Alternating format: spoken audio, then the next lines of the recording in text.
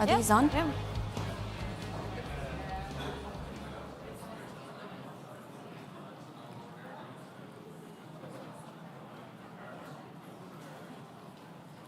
Okay, we'll let a few of them sit down. Good morning, everybody, and welcome to Tech Ascent. We're delighted with the fantastic turnout that we have today, and we really hope that you enjoy this morning's agenda.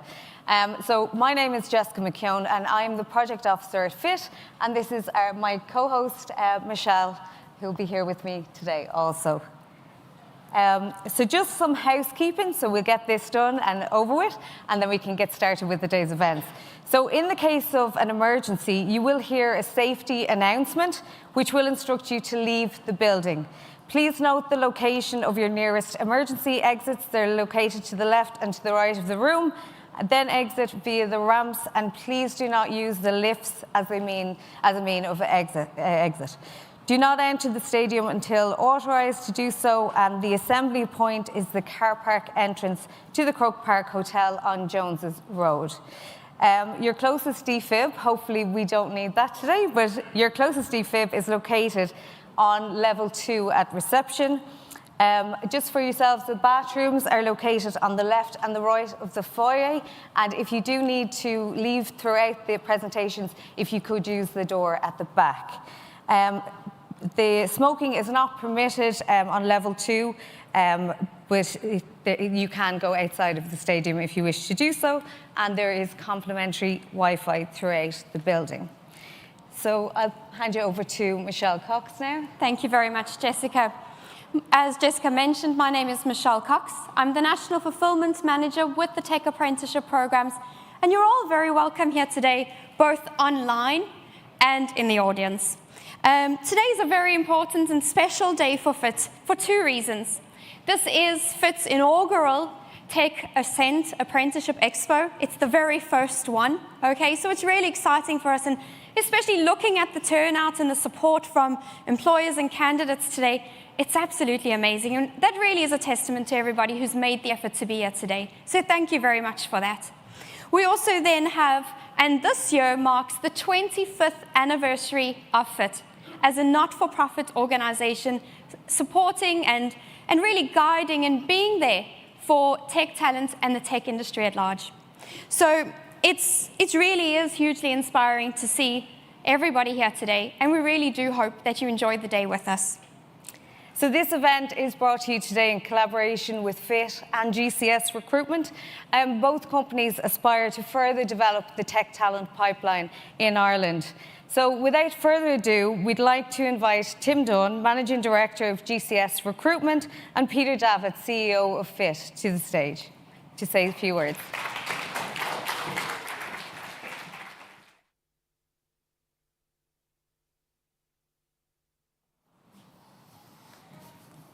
Good morning, everyone. Super excited to be here at Tech Ascent 24. It's a big deal for the Irish tech scene. Obviously, we're here in the heart of it in Croke Park. I'm a proud Cork man, so please no Croke Park jokes, please. My name is Tim Dunne. I'm the Managing Director of GCS. I'm also a proud member of the FIT board, so I've been lucky enough to see this event start from the very beginning and how successful it's been put together. So today is just not about getting, seeing the geekiness of the tech setting, which is also cool, and the excitement around that. We're here to champion a cause very close to our hearts, driving diversity and inclusivity within the tech sector. Tech Ascent 2024 is about showing off the amazing job opportunities which Ireland tech scene and the tech world has to offer, getting people more excited about technology and putting their best foot forward for their technology careers moving forward. Okay, I've worked in the technology sector in Ireland for the last 20 years, and I couldn't advocate that decision more. Okay, we're also here to elevate FIT Technology Apprenticeship Programme. Obviously, you see firsthand the amazing work that FIT does day in, day out, and it's absolutely commendable. So it's not just about technology skills. Peter and the FIT team are really opening doors for folks from all walks of life, making sure that everyone gets a fair shot. FIT truly believes in giving everyone a chance to succeed in tech from no matter where they start from. Okay? Our exhibitors here represent the very best of the technology industry aspires to be, from startups that dream big to industry tech giants that are pushing the boundaries of technology advancement, and also super amazing, exciting careers within the Irish government as well. Okay? They're not just here to show off the gadgets, they're here to show the seriousness about making tech accessible for everyone within the Irish sector. So as we go through today, I hope everyone chats to the exhibitors, be curious, be interested in what the exhibitors have to offer, and put your best foot forward. Okay? Before I dive in, obviously, I just want to thank a few people. When I went to meet Peter six months ago to discuss what we can do differently for the FIT organisation, we had a good discussion on how an event would be a good idea.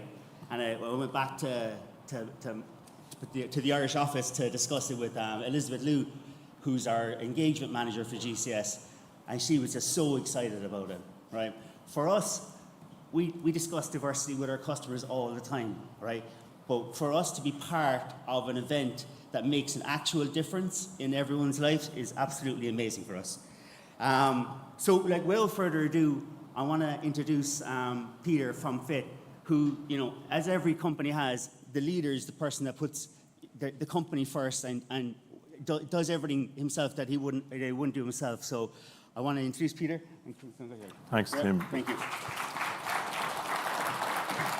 Morning, everybody. Delighted to see, as Michelle said, such a wonderful turnout.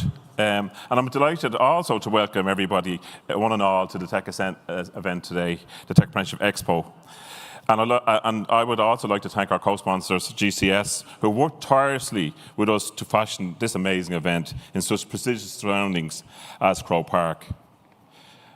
I think, as said earlier as well, this occasion is very timely, as this year FIT celebrates 25 years of promoting greater talent, diversity and inclusion in the tech-related sectors. And I think that picture might be from 25 years ago, by the way. Since its inception, and it's quite amazing when you think about it, and this came to me when I was walking the dogs one day. Since the inception of FIT, we've supported about 88,000 job seekers across Ireland in collaboration with the 16 education training boards.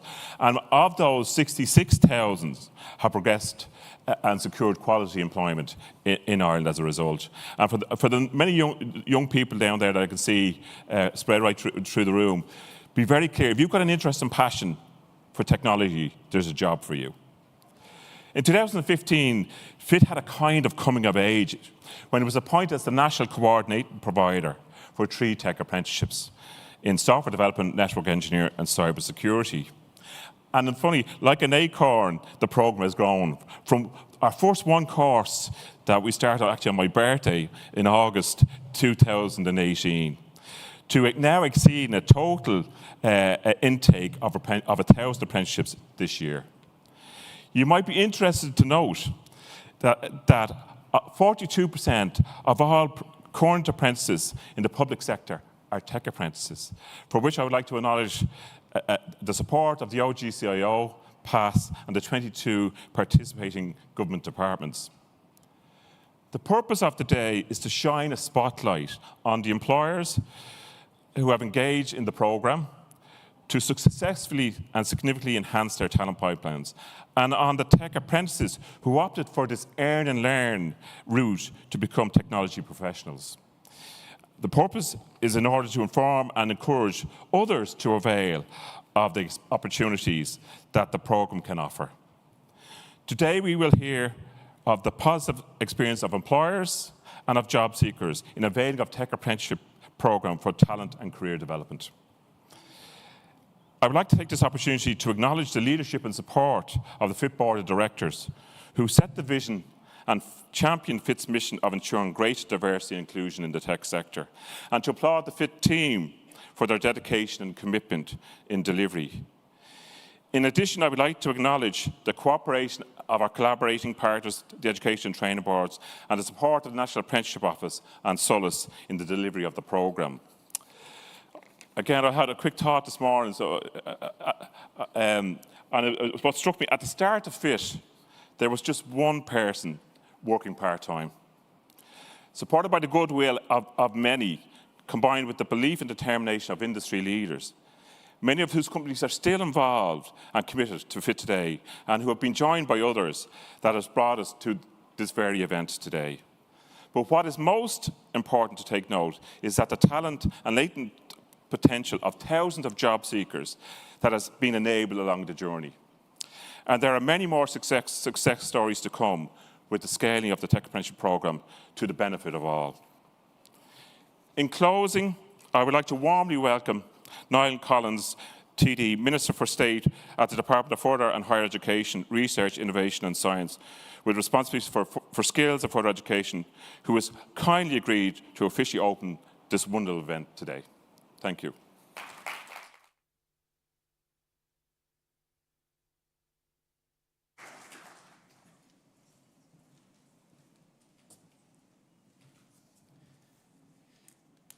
Good morning, everybody, and thanks very much to Peter Davitt, whom you've just heard for, CEO of FIT, and of course to Tim from GCS for your kind invitation to join you here today to officially launch the inaugural Tech Ascent Apprenticeship Expo. And I'd also like to thank the wider teams at FIT and GCS Recruitment for all their hard work in organising such a fantastic event here this morning. And of course, I'd like to welcome yourselves, the hundreds of tech enthusiasts, graduates, tech-inspired learners and apprentices who are celebrating 25 years of FIT. Today's Expo is a great opportunity to get together on the important issue of digital skills. And we are all aware of the rapidly changing world of work and the impact of global megatrends on skills requirements. You will hear from the panellists and speakers Adebola Olomo and Maria McCann, who will give their perspectives on the opportunities afforded to society and business by digitisation and automation over the course of this morning. It is a national strategic challenge to respond to future requirements in digital skills. Our government is committed to supporting digital skills for a workforce for the future. We recently published our National Digital Strategy, Harnessing Digital, as well as our AI for Good strategy to enable and drive forward digital transition across the Irish economy and society. Education and training is key to skills development, and I'm delighted that this Expo will shine a light on how apprenticeships in particular will play a major role in future-proofing Ireland's tech talent pipeline. Apprenticeships have clearly shown to be responsive to changes in society and in our economy. Apprenticeship provides a real and substantive career pathway for first-time learners. It allows you to earn while you learn, whilst also combining practical hands-on training with classroom learning. Apprenticeship programs prepare people with the skills for a career, not just a job. Industrial leaders in many sectors place a very high value on a trained apprentice, with many moving into managerial and leader positions subsequently. I'm really pleased to say it has been an incredible year for apprenticeships in Ireland. Our department's action plan for apprenticeship sets out a 5-year roadmap and highlights apprenticeship as a mainstream route to skills development for employers and prospective apprentices, delivering on the programme for government commitment of reaching 10,000 new apprenticeship registrations per annum by 2025. 2023 was a record year of growth and expansion, with over 70 apprenticeship programs now available. More apprenticeship programs are in development, with 16 new apprenticeship programs scheduled for launch in the next 12 months in areas including digital marketing, immersive technology, and robotics and automation. The population of apprentices in training is heading for almost 30,000 people, with almost 9,000 new apprentices registering for training last year. The message is getting out there. We know that people, apprentices and employers alike can see the value in these programs, and they are actively choosing them. There are 6 ICT apprenticeships available nationwide, and I'm delighted to say that FIT is the national coordinator for the 3 of these. FIT have developed the ICT Tech Apprenticeship at Level 6 award on the national framework of qualifications that employers and apprentices can avail of in software development, network engineering and cyber security. Public service is like any other employer, and it is the government's priority to increase uptake of apprenticeships in the public sector and civil service, and our department published our Public Service Apprenticeship Action Plan in August of 2023, which sets a pathway to doing so. Recruiting ICT apprentices is a great way to strengthen and build digital and ICT skills across the civil and public service. FIT is a key partner for public service apprenticeship delivery, and I'm pleased to say that FIT apprenticeship offering has been successfully launched in the civil service. There is a strong endorsement and uptake of programmes with over 100 civil service apprentices across over 20 participating government organisations. A key priority area for our department is to ensure gender balance in apprenticeships, while delivering key skills that are essential to our economy. Female participation in apprenticeship in Ireland grew from 26 in 2015 to over 1,017 by the end of 2020. Since the launch of our department's action plan for apprenticeship, this growth continues to be significant. At the end of February of this year, there were over 2,200 female apprentices. This represents over 8% of the overall apprentice population, and this is almost a 70% increase in female participation since 2021, when the action plan was published. In ICT apprenticeships, we see a 22% participation rate by women. A lot has been done, but of course a lot more has to be done, also to encourage participation by all to ensure diversity in all of our apprenticeship programmes. So today's collaboration between industry and education through this expo will help ensure the skills needs of industry are being met, as well as maintaining Ireland's competitiveness and underpinning in what is a highly skilled workforce. It is great to be here with you today to witness firsthand the possibilities technology creates and to feel the interest in and the passion of our department shares with you for emerging and new technologies. I would encourage you to participate in the interactive tech area, to ride the robotic car and to try the virtual reality machines. And before I close, I would like to give special thanks to the members of the FIT board, the tech employer companies participating in the apprenticeship programme with FIT, Solus and the staff in the FET and ETB system who deliver all of these programmes. And I would also like to wish all of the learners and the apprentices and those with an interest in working in technology the very best over the next years and with their careers into the future. Thanks very much.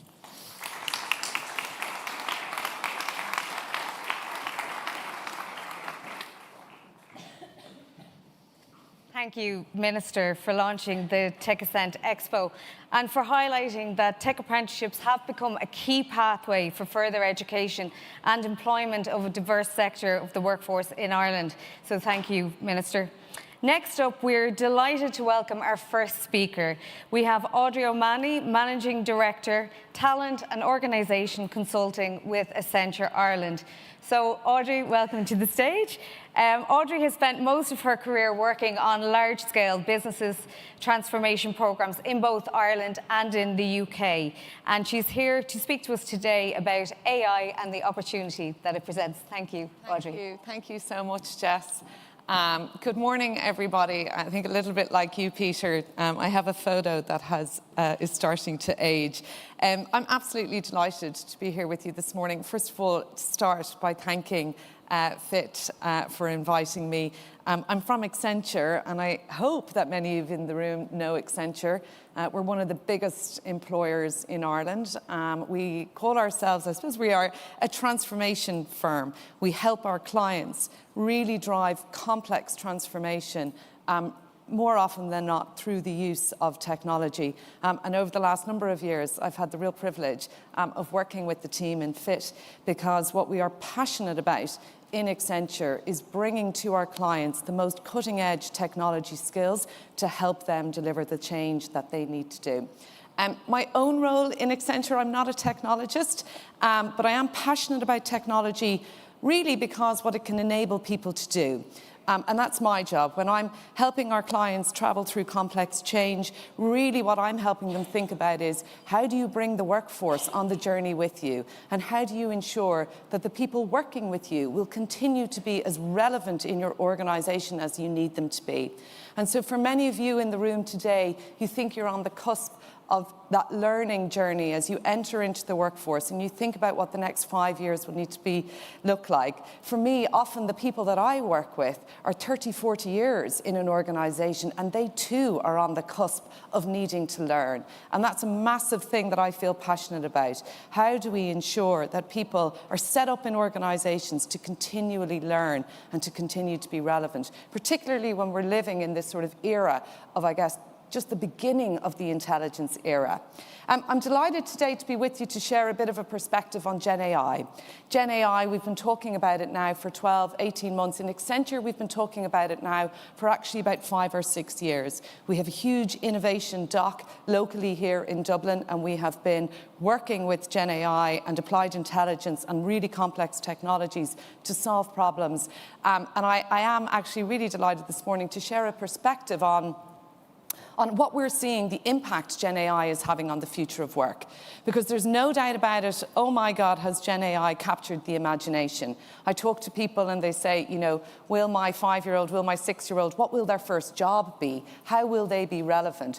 To what extent can automation, erode huge amounts of the jobs that we do today?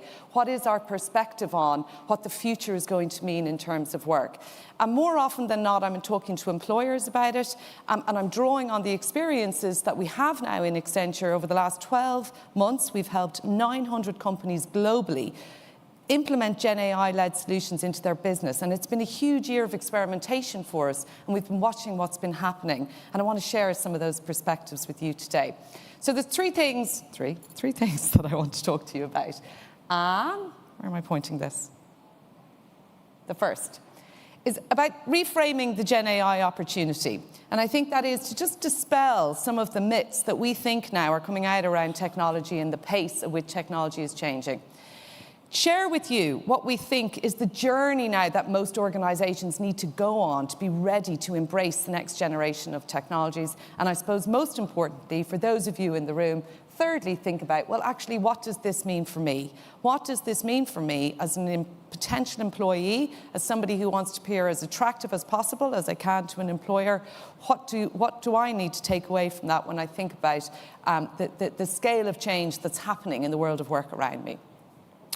So one of the things that we always do in Accenture is when we're thinking about these challenges and thinking about the potential of Gen AI and the disruption that it brings, we say, well, why do we not think in Accenture that it's going to result in massive job erosion? And it's because there's a number of factors that are at play. No matter where you are in the Western world, but particularly if you are in Ireland and you are an employer, it is an employees market. There are about 30,000 open jobs in Ireland at the moment, and about 70% of them, by definition, have a technology skill in them. So for you to be here, for you to be thinking about reskilling, and for you to be thinking about the pace and the ability to engage with fit to reskill is a very smart place to be. The demand for technology skills has been unwavering and relentless, and we see it intensifying over the coming years. So doubling down on technology skills and a technology acumen and thinking about the application of that acumen in an industry is a very, very smart move. So there's a huge labour shortage as well. In our population, our demographics, we actually cannot fulfil the open roles with the labour that we have. And even if we did, despite the incredible initiatives that are being driven by government and by the education system, we simply cannot keep pace with the skills that are needed in the workforce. So for you to be here in the room and thinking about your future skills and the relevance of it, you're in a very hot space. The second thing that I would say that's really, really troubling employers at the moment is the cost of living and the impact that it's having on wage inflation. every time an employer needs to think about hiring somebody, that person is going to be 6, 7, 8% more expensive this year than they were last year. But because the cost of living has continued to increase at a higher rate, they're actually not feeling that in their pockets. So we have a slightly, I don't say disgruntled workforce, but the workforce is working as hard as they ever did before, but they're not feeling it in their pocket. The other major shift, and any of us who've been around over the last number of years can experience this, is that we expect as employees a great deal more from our organisations than we did in the past. Employee expectation has really heightened. And what we used to think about when we thought about employee expectation was the benefits that they would get, whether that was flexibility from COVID, having the opportunity to work from home. Increasingly, our research is telling us that employees expect to come to work and engage in work activities in the same way that they consume. So if you're trying to execute a task in your work environment, if that doesn't feel as nice as it does to, say, book a Ryanair flight or buy something on Amazon, we're starting to see, particularly in certain demographics in your organisation, the engagement shift. That means there's a huge imperative now on employers to think about, from a retention perspective, how do I make sure that the experience of work feels like it does when I consume? And what role does technology have in enabling that? How do I make sure, as I architect work and as I architect tasks, people are getting to do work that they really are going to enjoy, that's going to double down on their human sensibilities? And then the final factor, and this is a really significant one, and sometimes it's hidden in organisations, but it's costing organisations, actually costing society a huge amount of money. Despite the advances in technology, despite the advances in flexible working, more and more of us are feeling burnt out and wrecked and stressed at work. More and more of us feel that we're going to too many meetings. More and more of us feel that we can't switch off. So there's something happening with the advances in technology that are also not really serving us well. They're not serving employees well, and they're not serving employers well as either. So when we think about this narrative that, oh, actually Gen AI is coming and it's going to disrupt work at scale, we sort of don't disagree. There is a huge amount of automation that can be driven out of organisations. But what we fundamentally believe is, if you exploit Gen AI into your organisation, this is the business value case. This is what you're trying to solve for. When you are in a market that the workforce isn't there and the skills aren't there, actually Gen AI equips you to address a far greater set of problems than just simply looking at the cost of employees. And to bring this to life for you, in Accenture, we have invested so significantly in Gen AI over the last year. We've looked at every single role that exists in 19 industries. So we've gone deep down into every organisation across 19 industries. There's about 35. We're on a journey to do the full 35. And this here shows you, I don't know how easy it is for all of you to see, but I saw outside that there's a sales apprenticeship opportunity being provided for today. What this shows you, in today's world, across the whole domain of doing sales, it's not a technology sphere.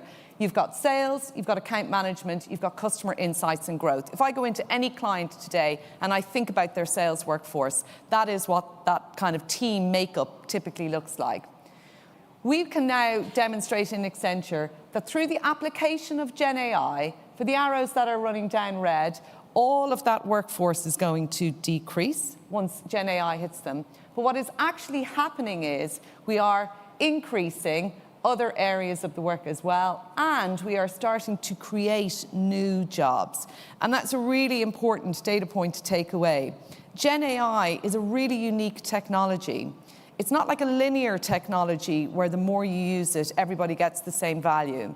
What makes Gen AI really distinct is the extent to which and the sophistication with which you use it massively enhances your own personal productivity. So my adoption of Gen AI tools in my workforce is going to only be as good as I train the Gen AI up to be. And that's very challenging for organisations to get right. when they think about how they navigate their workforce through it. But the overriding evidence from the 900 projects that we did last year is that we are on the cusp of creating really different roles. And actually, we're on the cusp of creating workforces where automation has been so distinctly created that we are now elevating human beings in the workforce to do truly human work. And I think if I'm sitting there looking at that and I'm entering the workforce or I'm in the workforce, nothing could be more exciting, because it means the mundane and the monotony of work that most of us experience at some stage is actually, the opportunity is there for it to be eroded. So I feel incredibly positive and kind of optimistic about people entering the workforce and thinking about, you know, what pathways they could create for themselves. And so if that's true, well, there's a couple of things that I always say to employers you want to get right. You really want to think about the leadership in your organisation, and you really want to think about, are you wired and ready for that?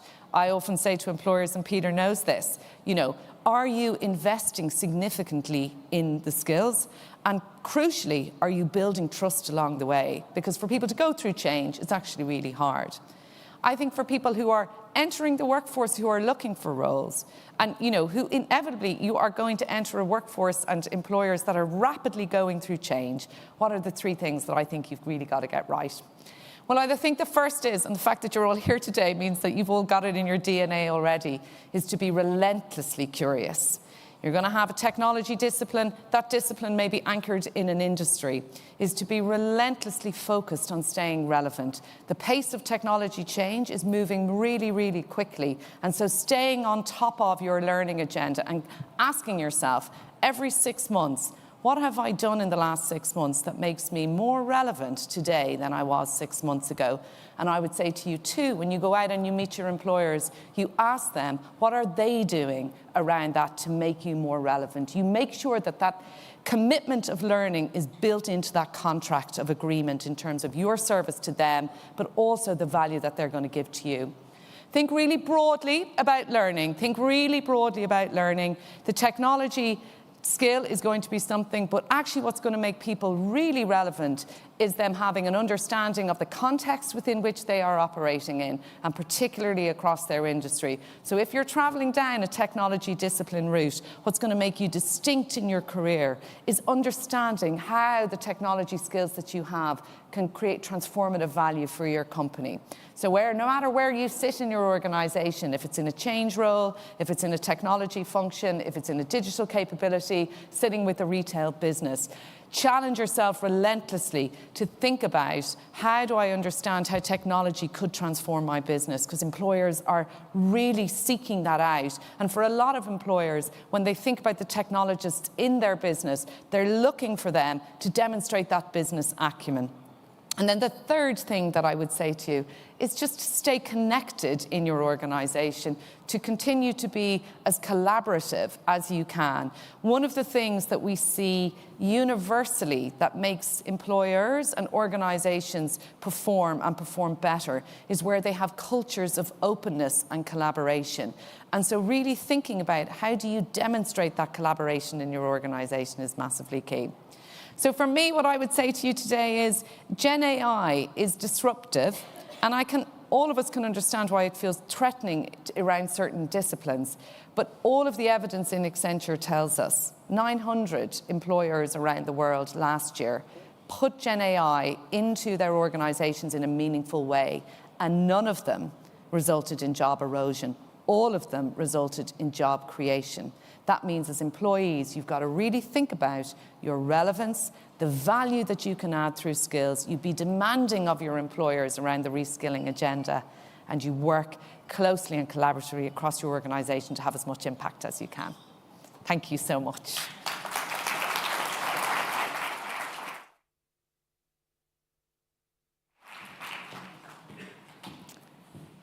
Thank you, Audrey, for your insights and for showing us the opportunities that Gen AI presents for the future of work, and the key message in supporting people to understand these and grow with technology. So thank you very much for that, Audrey. So now I'm delighted to hand you over to my colleague, Michelle Cox, the National Fulfilment Manager, who will be presenting our discussion panels today. So welcome.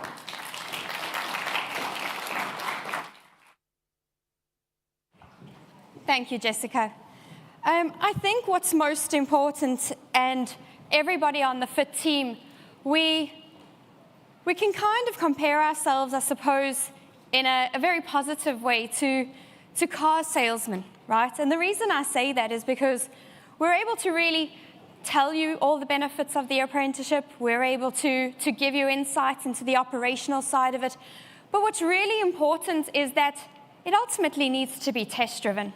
Now, I'd like to think of the apprenticeship and the way we sell it as more of a beautiful antique vehicle that we're selling, as opposed to, you know, a sleazy kind of salesman, which we're absolutely not.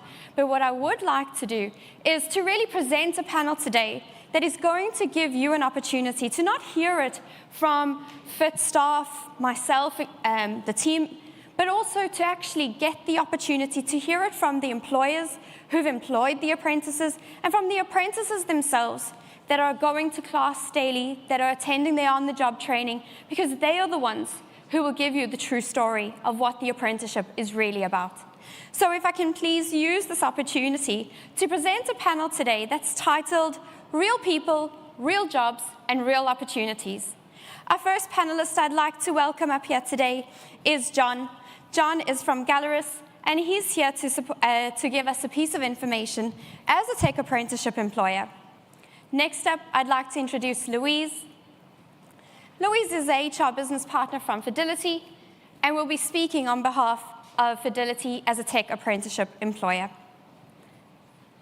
I'd like to then introduce Antonio.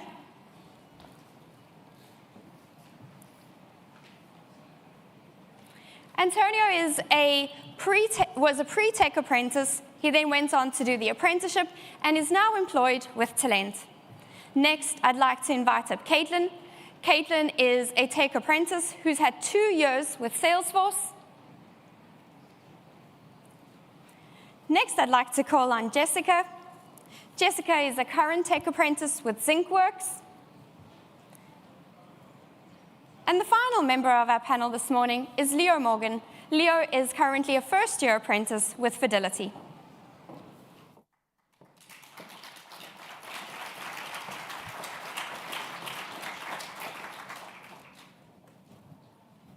So thank you very much, everybody, for joining us today. What I've said to the panelists is that they really need to sit back, enjoy, and we're just going to have the chats, right? So first of all, John, if I can ask you, right? First of all, Gallarus has recently joined the Tech Apprenticeship Program. You've taken on your first Tech Apprentices in software development and cybersecurity as of September last year. And it's really important to us that you're able to share your insights as to why your organization, Gallarus, decided to pursue the Tech Apprenticeship Program. Okay, thank you very much for having me here. I think it's important just to say Gallarus is a company that operates internationally to digitally transform organizations. We enter into the ground level and digitize everything in traditional OT and IT. Now, what does that mean? We need advanced skill sets and we need key individuals. And what I discovered, I couldn't get them from traditional academic delivery. They were failing. And anytime we took in, it took me 6 months to bring someone to a level that I could even just basically let them into the field. We initiated an apprenticeship program and we came across FIT. And the elements, the modular approach and the structure just was what I was looking for. I can also engage then, as this is evolving, as the 2 individuals that we've taken, and they've turned out to be top class, right? And I'm able to use them in the field while they're still doing their training. The benefit of that is internationally, the guys are getting into the field from advanced technologies, from life sciences to aluminium casting in Slovenia, to fish in Norway, to wind turbine generation in Denmark. But they're getting great experience. I couldn't do that in the traditional manner, so that's why I went looking for an apprenticeship program. It's working for it. Yeah. That's brilliant. It's really exciting for us to hear the benefits of it, and the way you've described it there is perfect.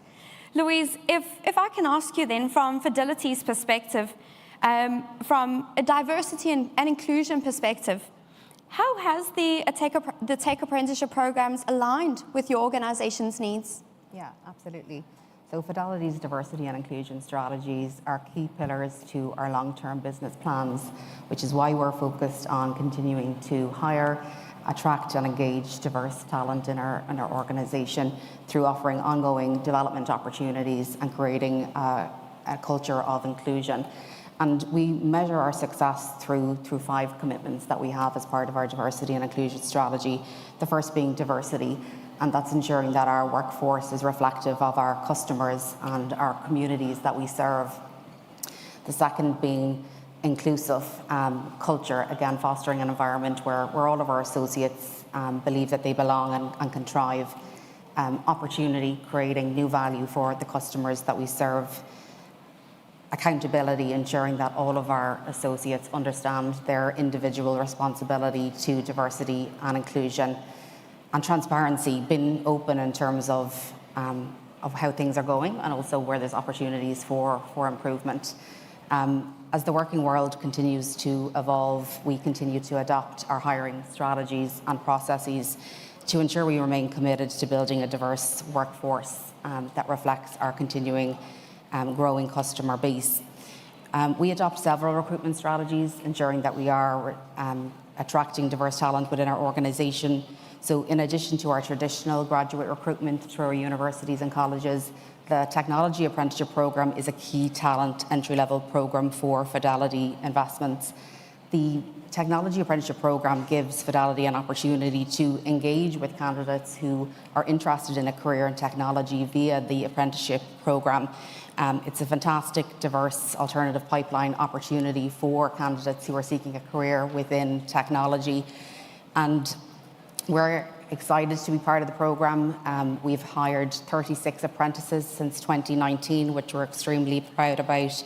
And we're continuing to support the programme as part of our long-term strategy with Fidelity. That's brilliant. And that's definitely a point I wanted to touch on as well, is that Fidelity have really taken the opportunity to not only walk the walk, talk the talk as well, if I've used it in the correct way, by hiring the 36 apprentices. So it's really something that you've implemented and you've seen the success of it. So that's really brilliant. And we do thank you for that participation. Absolutely.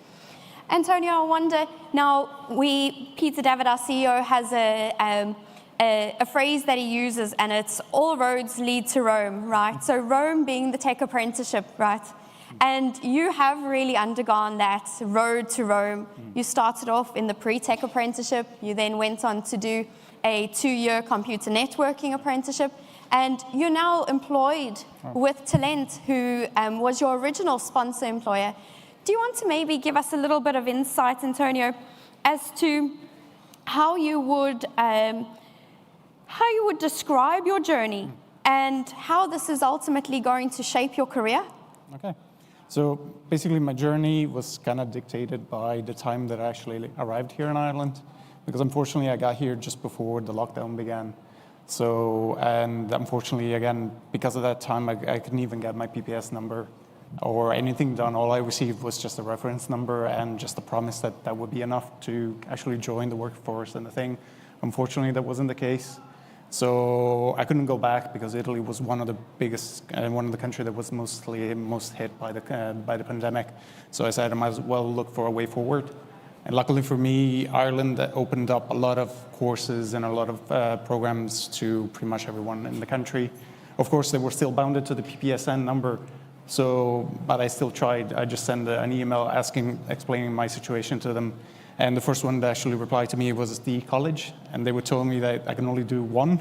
And if I can complete that one, they would actually maybe allow me to do one more. And but because it was just one, I kept looking for more. And I think the algorithm kind of understood what I was looking for. And one of the first ads that I saw on LinkedIn was actually the FIT apprenticeship. So I applied to all of them and to see if I could get in. And unfortunately, again, it was still bounded to the PPSN, but I received an email from FIT saying maybe you can try the pre-tech apprenticeship, which is a 9-month program that kind of gives you like 3 months of each of the fields. So I did a little bit of programming, I did a little bit of networking, a little bit of cybersecurity. And at that time, again, I was able to kind of figure out already where was I going with it. One of the benefits of the pre-tech is actually that you're gonna get a guaranteed interview with the panel or whatever companies is here with FIT, and along with the certificates that you're going to get, their industry valid certificates. And I got one interview with Telent, and a fairly long one, like 6 hours long. It wasn't needed. But yeah, no, I was. They were quite impressed with me, and then I joined the 2 years. And by the end of it, after I completed my final industry certification, they were more than happy to have me. Yeah. Brilliant. Well, it sounds that they were more than happy with you at the end of the apprenticeship as well, because they've decided to retain you, which is really for us the ultimate story of anybody who pursues a tech apprenticeship, is that our apprentices would go on to full-time employment. And so that's a fantastic story. Antonio, thank you for sharing. Yeah, and one of the other things that I've done throughout the apprenticeship was actually become the class representative, so that I can, if I saw any wiggle room somewhere that the program could be improved for the other apprentices, I put my feedback forward, and hopefully it will get improved. And that's a very important point you've actually touched on there, because the apprenticeship is, especially the tech apprenticeship program, it's not only about the on-the-job skills, which obviously that's the part everybody wants to dive into, but it's the initial training that really lays the foundation. So by you putting your hand up and saying, do you know what, I'm here to represent the group of network engineers we're all based with different companies, but I'm here to represent them, and I'm happy to represent them. That's the kind of energy that helps us then to get some insight into what's happening in the classroom, and then to be able to offer the supports through, whether it's well-being supports or whatever else it is where supports are required. So thank you for that, because that's a job on top of the apprentice job itself. I wonder, Caitlin, then, if you could tell me a little bit. So I know that you've won some awards with your work in Salesforce, and you've done the apprenticeship now for 2 years, so you'd have a very good idea of everything that it's about at this stage. Thinking back, and I remember that very first interview because I did that interview with you. Thinking back, what was it that made you originally decide to apply for the tech apprenticeship program? Yeah, so my career started as everyone's, really. I was in college. I had an interest in tech. I actually discovered it when I was in TY. I done a program and I really enjoyed it. So I decided to get into tech. I went to college, and I was in college for 2 years, and I really didn't enjoy it. But I knew that I still had a passion for tech. So I literally dropped out of college in one tab and opened the next tab and Googled apprenticeships in tech. And that's where I found my apprenticeship. And within a couple of months, I was in Salesforce starting my apprenticeship. And I think that's like the key thing to drive for apprenticeship. If you have passion, if you have drive, if you have ambition, an apprenticeship is the best route to go. I knew that I had skills in tech, but I also knew that I had skills, like social skills and other skills that I wanted to showcase. And I knew that an apprenticeship was the best way to do that. So yeah, I'd done 2 years in Salesforce, and I absolutely loved it. I was awarded Apprentice Advocate of the Year last year, and I'm now an Apprentice Champion in Salesforce. So, thank you. So yeah, I really am passionate about apprenticeships. I really do think that they really show every single aspect of your skills, not just your technical skills, it's all skills. And I just think it's a great route for people to go down. Brilliant. One of the things that's kind of standing out to me, and as we're going to go forward, you mentioned there the soft skills. And I actually remember that interview you and I did. I remember you coming on the screen and you were quite bubbly, and you're like, I didn't know that a tech apprenticeship existed. Michelle, I'm just after dropping out. And I was like, yeah, that's great. And I don't remember much of the technical things we spoke about, but what I do remember is the energy, the enthusiasm you came with. And I think that's a message, it's something that we share with all our candidates to share with employers. And I don't know if John and Louise, you can kind of, nod along to that it is the soft skills, the ability to communicate your passion, your enthusiasm that sticks out. Yes, the technical skills are important. Your staying power, John, you've said that's important. That test of endurance, that is important. But it's really that bubbliness and that enthusiasm and just the passion and drive that stands out. So if I can give a message, and I think if Caitlin is a testament to that, that it is, the soft skills are just important as the technical skills. So well done on that, Caitlin. Jessica, yeah, we can give her a round of applause, absolutely. Jessica, you're right there in the middle of your apprenticeship journey. You're at Zinkworks, you're doing a software development apprenticeship. And one thing that I also want to comment on, just leading up now tomorrow to International Women's Day, is that our panel is very nicely represented here today with the female participation. So if you being now a young woman in tech, I wonder if you can maybe tell us what it was that a year ago made you decide to apply for a tech apprenticeship program. Yeah, so I was the very same as Caitlin. Started off, I went the traditional route, finished my Leaving Cert, went to university, then COVID hit, and I went, I can't do remote learning. I struggled, and I went, okay, this is not for me. So dropped out and went working for 2 years, and as I was working, I was like, this is not what I want to be doing. I want to be in tech. That's where my passion lies. That's where my passion has always lied. This is what I want to be doing for the rest of my life. So went and did a PLC course just to dip my toe back into the water, and found out about tech apprenticeships, went, applied, and was very, very lucky to get a place. But yeah, the most important thing for me was to get experience. I had already done the college route, and I had some of the technical abilities, I had some of the knowledge, but trying to get your foot in the door of a company is extremely hard. And with the apprenticeships, I've been able to get my foot in the door. I will have 2 years of experience, which is invaluable. And I'm learning a lot of skills that I would have never learned in a classroom, and actually seeing how the industry works from the inside as well, which is pretty cool. That's fantastic. I really do think it's that piece, and you probably hit the nail on the head there. And I suppose that's what the tech apprenticeship stands for in a lot of senses, that it's that experience that you get. So while I'm by no means, and I myself have done a college, I've done a college degree, and there's a lot of people in the room who've done a college degree, but to be able to walk away from a qualification and say, I've got the qualification, but I've got some experience as well, that we definitely see in the feedback we get, that's one of the top things that stands out. So I'm delighted that that is something that's standing out for you too. Leo, if I can come to you now, right? So you're in your second year with Fidelity, which means you've done the transition into the workplace. So you finished the bulk of your off-the-job training.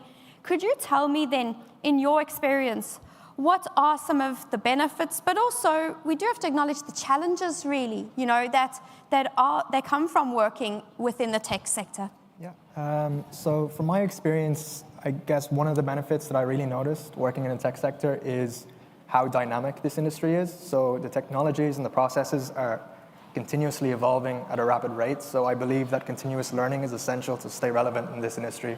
And I, for one, absolutely love continuous learning, so it kind of scratches that itch for me.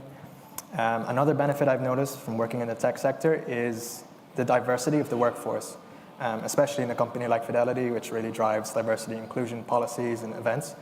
I feel like this industry attracts talent from multiple different backgrounds, and having gone to boarding school with multiple different nationalities, it really feels like a comfortable work environment to be part of. And I believe that if you have a diverse workforce, then it really drives creativity and innovation on that front. With regards to the challenges that the tech industry poses, I believe that one of them is it's hard to manage, I guess, the boundary between work life and personal life, especially it's amplified by remote working, which can be seen as a benefit as well. So I found personally that it's hard to kind of switch off from the work. I find myself, having clocked out at 5 p.m. and I'm still thinking about the problem that I'm trying to solve at 9 p.m. So if you don't really manage that, it can lead to stress and burnout. And yeah, that would be the challenge that I've noticed in my time. Brilliant. I'm just thinking now to something that Audrey mentioned there about the stress and burnout and being able to switch off, and the hopes is that AI might soon enough help us along with that. So there's some solutions on the way, but you're very right. It is, when you're on a continuous learning journey, that it is difficult to switch off, but with, I suppose, looking after our well-being, our mental well-being, that it is a skill in itself to learn to switch off. So it's great that you've acknowledged that. So brilliant. Thank you very much. Now, I wonder if we can have a look very quickly. And I might ask John and Louise if you could weigh in for me here very briefly. If you could give one piece of advice today, conscious that we have potential employers in the audience, but also conscious that we have potential employers who might be joining us online, what is a piece of advice that you may give somebody who's thinking, will we go down the tech apprenticeship route? Yeah, definitely. I can start. We've talked about the shortage in technology skills in the Irish market, and this is a fantastic opportunity to engage diverse talent through an alternative talent pipeline. We've heard from some of the apprentices today that not everybody takes the traditional route, and there's fantastic talent to enable you to bring associates into your organisation. We've also talked about the different perspectives and experiences that the apprentices bring, which we've definitely found has brought great perspectives and creativity and innovation within our organisation. So I would definitely not hesitate, and I would definitely explore opportunities to bring apprentices into your organisation. Thank you. And John, I wonder if you could give us some insights on your part. So I'm a time-served electrician myself, an apprenticeship. So I'm back in the 80s, a long time ago. But all along my career, by gathering all that and all the pieces of information and learnings, what I'd say, when an apprenticeship program is an excellent foundation in anything. I'm saying to the people out there considering or trying to find their way, look upon yourself of what's your raw ingredient that you have. You may like tech, but you can't touch it because you don't have enough reference yet. And same for employers. They think they need a software engineer, they think they need a cyber, they think they need a network person. You're still trying to match up your business needs to do skill sets that are out there. In order to bridge that, I know what we're doing, and I recommend it, is find individuals and invite them into your business for about a 2-week period. We take them in for a month. And we literally immerse them into our workshop and let them have at it. Because within a few days, you naturally see each other. And you naturally see, this is not really for me, or you see a spark in an individual.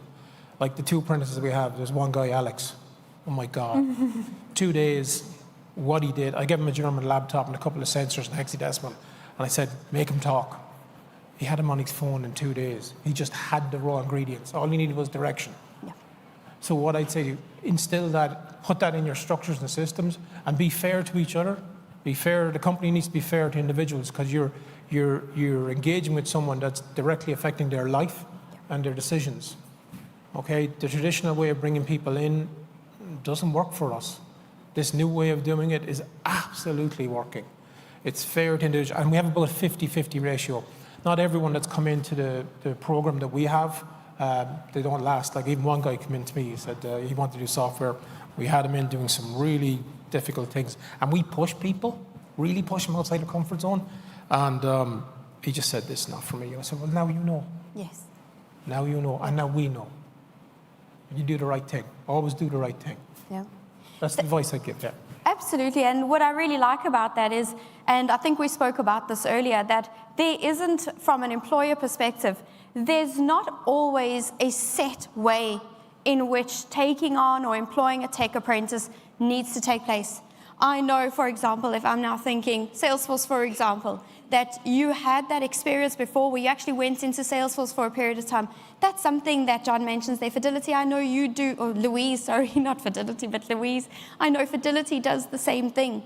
Yep. There's also opportunities for employers who currently have staff that, like you say, that they have some aptitude for it, and they're thinking, how can we further develop this individual? If I may, right? Sure, of course. If I may. Anyone with teenagers or kids, gaming, and interacting. Gaming is built on platforms on the cloud. And there's 2 platforms, Unreal Gaming Engine and Unity. Okay? You need to look at those individuals, and kids lock themselves away or individuals lock themselves away. That single pane of glass, and by even just sitting, talking to people, we were able to create a true digital twin using Unreal. Okay? Just by talking and having a broader, as an employer, going, what am I missing here? They're into this. What is it? And we were able to digitize physical assets and replicate that into the Unreal gaming world. And then these generations have a different way of thinking, and they were able to represent the physical asset in real world. And that's how we need to think differently as employers. Look outside the box, not just look for, oh, I need this. Look into the individual to create that spark of innovation. So, key thing to note. That's brilliant. Just as you touch on the gaming aspect there, I think you might have also put a lot of parents' minds at ease there, whose children, I know my own, are particularly interested in the gaming aspect. So to know that there's a potential in the future for it as well is, and it can shape their future in a way, I think Audrey touched on that as well, is really brilliant. If we can go to Antonio, Caitlin, Jessica, and Leo, and just a very quick fire question there. What advice would you give to any young person wanting to do a tech apprenticeship? Keep looking. Again, if one doesn't work, keep looking. One of the kind of the side effects of the pandemic was that a lot of education actually moved online. And in fairness, once you gain access to any of the programs, any program that might interest you, join. So, and if you can join, just send them an email asking why can you join. And keep looking, keep training, keep growing. If again, soon enough, if you get a job, an apprenticeship, do your best. That's about it. Very good. Caitlin? I think I'd say, 1, believe in yourself, believe that you can do it. 2, take every opportunity that comes your way. If an opportunity presents itself, jump on it, because there's so many opportunities in this industry, and that's where you're going to learn. And number 3, which I feel like could potentially be the most important, grow your network, speak to everyone. If there's someone in an industry that you're interested in, reach out to them.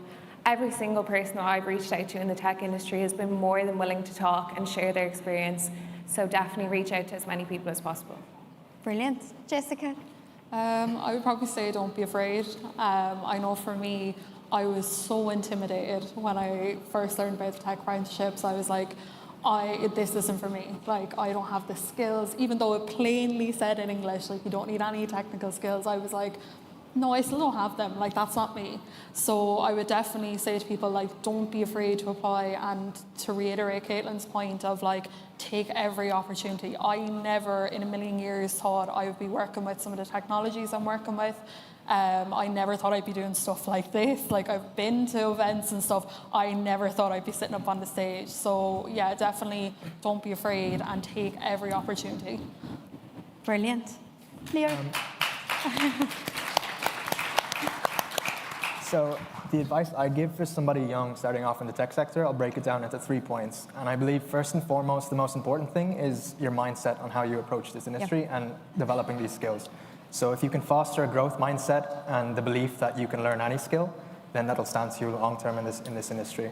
The second thing is consistency. To get good at any skill, you have to be consistent, you have to practice often, and you have to practice regularly.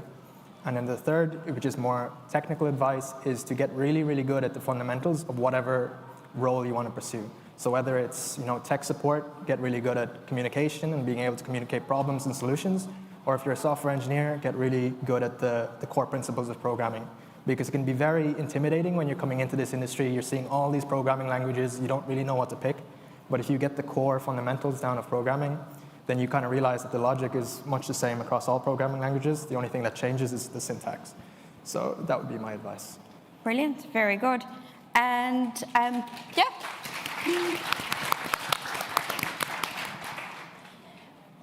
I wonder if I can ask just one question there now about the tech apprenticeship program itself, right? Jessica, what part did you enjoy the most? So recently we worked on a project with work.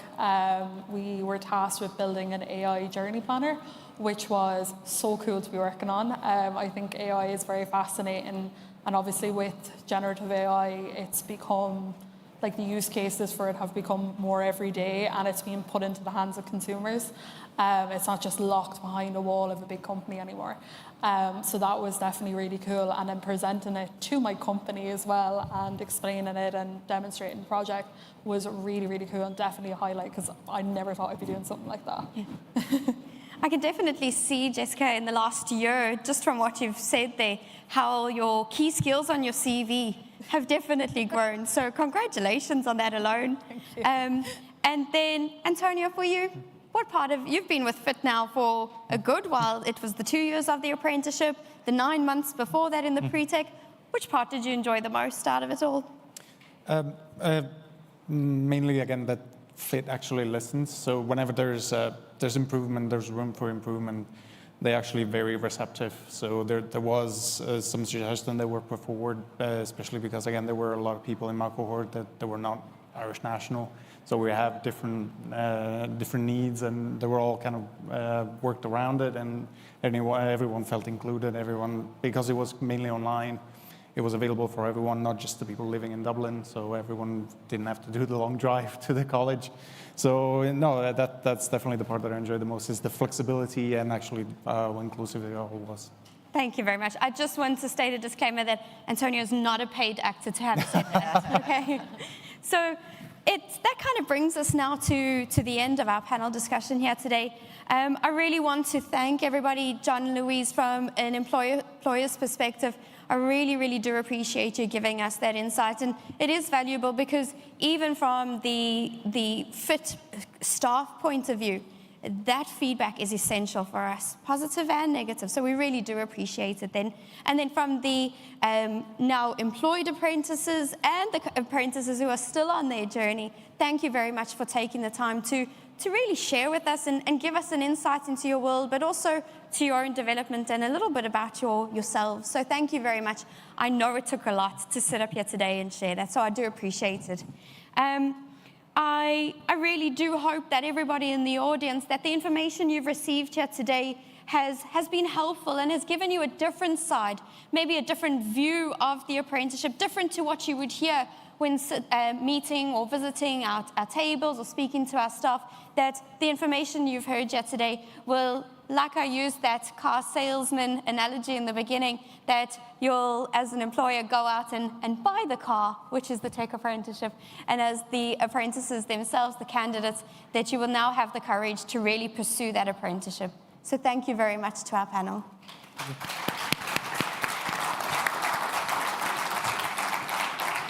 Thank you very much. Thank you, John. Thank you. Thanks so much. Oops, careful.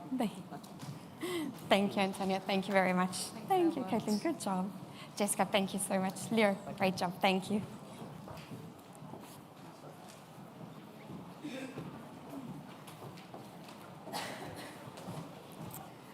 Great. Thank you, Michelle, and to all our panel guests. I think we can all agree that was really insightful, and it was great to hear all your wonderful stories. Next on the stage, we would like to welcome Maria McCann. So Maria is the head of Practice, Data and Digital Solutions, public sector lead, the project Foundry. So Maria believes in the power of technology and in supporting citizens. Maria is here today to tell us about her career journey and the power of digital transformation. Welcome, Maria. Thank you, everyone, and thanks for having me. I'm going to do a whistle-stop tour around some lessons I've learned in my career. But before I do that, I just wanted to go through my career life journey and how my career has been massively impacted by my life and how that makes a difference to where you go and what you do. And I just Googled career timeline on Google there a couple of days ago before the presentation, and we're taught in education that your career timeline and the way you actually move through your career is very straightforward. It's not. It really isn't. So you're going to see a lovely messy slide now coming up next, which is not linked to my company slides, but is a little bit about my life as well. So just to show you the trajectory and how there's ups and downs in life and how you have to move through them as well. So I started back there in 1995 when I actually went to college myself. I was the first in my family to go to college. My dad was a builder, and education was something that wasn't really talked about in our family a lot. I went and done psychology because it's what I got the points to do, and I didn't actually know what I was doing or where I was going, but I just went and did psychology, which I ended up luckily really enjoying. But when I come out of psychology, went, what am I going to do with my life? Where am I going to go? What does that look like? So I moved through and went and done a master's in IT, but I was way too much interested in traveling and exploring the world. So when I finished that, I actually ended up going traveling around the world. When I came back, I moved into sales, nothing to do with IT. I actually ended up going into sales for logistics, blue pallets, CHEP pallets, if anybody knows them, you see them around the place everywhere. And I went in as a graduate, similar to what we're talking about with the apprenticeship programs, a graduate program to try and learn about business and sales and managing accounts. That was very interesting, and I grew in there and ended up going into sales again in the golden pages, way back whenever online wasn't really being used, and we had a big, massive yellow book that we used to go around and sell advertising space for. When I joined the Golden Pages that first year, we actually looked at how we could sell online, and it was a huge big thing about imagine selling your business online. It was the first time it was actually used, and obviously then that skyrocketed. After that, I went into shops. I actually ended up opening up my own business. I became a milliner. I done millinery, jewellery, shoes, design, and did that for about 7 years until my lovely son, Sean, came. So Sean was born in 2010. I got postnatal depression after having Sean, so it's about those ups and downs of life and how that hits you. The recession happened. It was like, what are we going to do? What does this look like? Where does my business go? Does it grow? Do I stop it? What's the story with that? And I closed my business down because it just wasn't right for me to be continuing in that road anymore. And myself and my ex-husband, that comes out later on, went to the States, and we looked at opening up a business all around events and event management and what that actually looked like. So I went completely into a different direction, started working really strongly in the startup world, started talking to MBA students, looking at technologies, going back to that technology that I'd looked at before and really engaging in what that looks like from a business perspective. It was fascinating, really, really interesting. And then my daughter, Cara, came along. She came along in 2014. And I basically stepped back and went, what do I want to do? What am I interested in? And how do I actually grow? So lots of different careers, lots of different ups and downs, life coming in lots of different places to sort of impact you. And it makes you then go, what do I want? And I realized that IT was something I was really passionate about and was as good working in that environment with all the different startups. But also organizational psychology was where I really, truly felt alive. Enabling people to accelerate and be their best was something that really drove me. So how do I actually do that? So I went back to study, and I studied part-time. So I'd done a master's in organizational psychology in 2015, part-time with my 2 small kids, and I then had been working in a tech startup and got asked to go and work within the HSE. So, working in the HSE, I went in part-time to do 3 days a week working as an e-health advisor, communication engagement expert, and then I was asked to stay on, and I eventually grew through the ranks, applied everything that I learned in my master's in organisational psychology in the HSE. I was e-health advisor to 3 CIOs, worked with the 4th CIO who's currently in place, and worked really closely with our chief technology officer as well. It just grew and grew and grew because of the people side of technology. So understanding everything that everybody has said here, understanding technology and the hardcore technologies is so important, but those soft skills and how to drive digital transformation is the key to actually succeeding. It doesn't matter what technology you have or what technology skills you have. If you can't have the soft skills, it'll just start stalling and hitting different areas. So for me, within the HSE, I stayed there nearly 10 years. It was all about collaboration, helping others up. So helping improve other skill sets. I ran 3 national programs around micro-learning credentials for digital foundations for staff across the HSE. They're still in process now. And that's really, really important. How do you help support others as you go through your own journey? We've won awards. Myself and my team have won multiple awards over the last number of years, which is incredible because it's that real strong team effort that actually gets you there. And I've now moved, I'm in my role of 5 weeks. So I've now moved into my new role, which is public sector lead, because I've been working across public sector and the different departments for a long time. And my other role is head of data and digital solutions.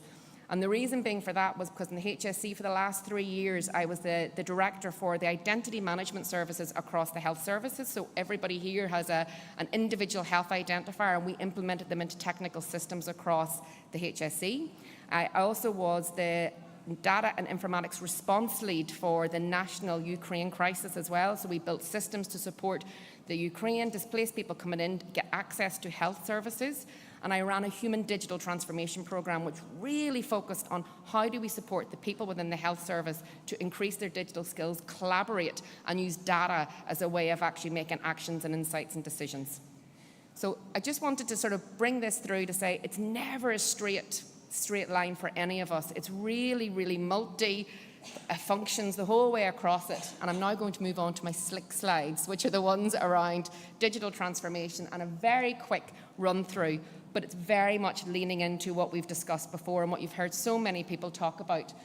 Anything to do with digital transformation, anything is to do with people. The foundation, the number one thing is people. You need to engage people, take change management principles, really focus on communication, storytelling, vision setting, bringing people together.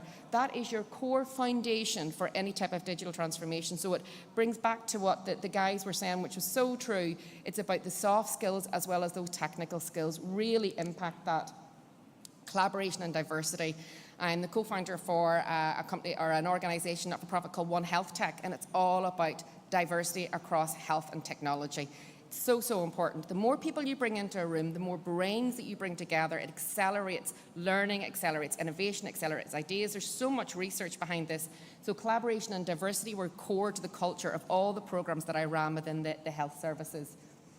Don't be afraid to fail. And somebody mentioned that earlier, don't be afraid. I think it was Jessica. It is spot on. I am with you. And we're all scared. Like sitting down there before you present, you're actually like, knees knocking, a little bit nervous because you're standing up to present in front of lots of people. But don't be afraid to fail, because everyone in this room is here to help you, is here to actually encourage you. And some of the guys mentioned that as well. People generally, not everyone, but people generally are really, really nice. So it's just approach people, have a conversation, and most of the time, genuinely, they do want to help. It encourages innovation as well. Innovation was core to what we were doing. It's not about having an innovation centre or people that concentrate on innovation. To me, it's part of everyone's jobs, from small innovations that have huge ripple effects to big digital transformations. Encouraging people to think about that and look at that is really, really important from a cultural perspective. Uncertainty and resilience. Okay, so when I worked in the health services, we went through three crises. We had the COVID pandemic, we had the cyber attack, and we had the Ukraine. And I lived through the three of those. And I kept telling my teams, once we get through this, everything will go back to normal. It'll be business as usual. We'll get there. And then after about the fourth time, I brought them all in and I was like, okay, forget everything I was saying. I haven't a clue. It's not happening. We are going to be living in an uncertain, volatile, unambiguous, complex, changing world. How do we change how we work together to actually face these challenges? How do we become resilient as a team? So I actually ran resilience training for my team about your energy buckets. So you look at like 4 energy buckets. Everybody in here has them. It's mental, physical, spiritual, and emotional. And to actually succeed in your life, not just in work, you need to look at those buckets and how you fill them up. So we ran training like that and worked out how do we change how we work together to ensure that we were resilient, because the environment we worked in was always going to be uncertain and change. So it's working on the internals. Okay, so I've just joined the FIT board as well, and I am so passionate about education and training. It's why I believe so much in what Peter and the team have been doing. Education and knowledge transfer was key to everything I've done over the last 9 years within the health services. Micro-credentials, different programs of work from foundational the whole way up, not starting with PhDs and masters, going right down to actually bring rising tides, support everyone across the organisation to increase their skills. Audrey spoke earlier on about the skill sets shortage across digital. It's absolutely there and it's going to keep growing. And we have to look at different ways and different channels of actually educating the workforce within Ireland to increase Ireland Inc. and to bring the businesses to Ireland to help give us the economy and the jobs for all of our children and all of ourselves growing up as well. It's really, really important. For me as well, clear vision. So for any leaders in the organisation, it was very much about setting a clear vision. So the guy spoke earlier on, I think John McKeon spoke about being really clear with the different directions he was given the apprenticeships to work in. It's so important that you actually know where you're going and how you all row in together. What does that look like? It increases motivation, increases engagement, and is so, so important.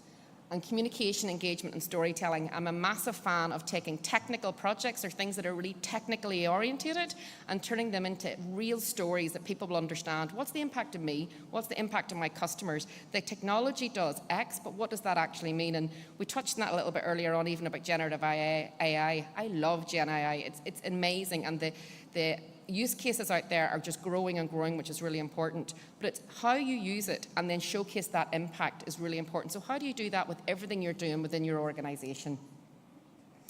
And then last for me is enablers and accelerators. So data and governance is not just an enabler, it's an accelerator.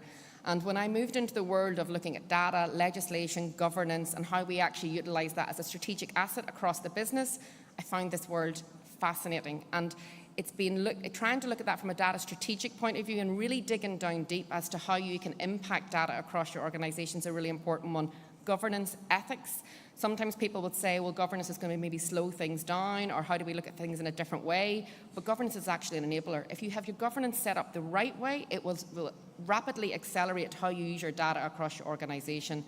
A big thing for me, though, is good data in will bring out any good results afterwards. So we can talk about generative AI as much as we want, but if you're trying to utilize it with bad data within your organization, it's not going to work. You need to really focus, again, on those foundations and what you have set up from an architecture, standards point of view. So that's a passion of mine, and it's an area I'm going to be developing within TPF. So just to let you know who TPF are, they're actually an Irish startup, started in 2015, and the CEO is a man called Declan Ryan, and they're now in 10 countries, extremely diverse portfolio of employees working across it, which really, really excites me because it's that diversity of thoughts and leadership across the 10 countries. We look at working across many different sectors: financial, health, life science, public sector, telco, lots of them. I'm here 5 weeks and I'm really loving it. For me, as you can imagine, it's about the people, and they are incredible, incredible, gifted people that I'm working with.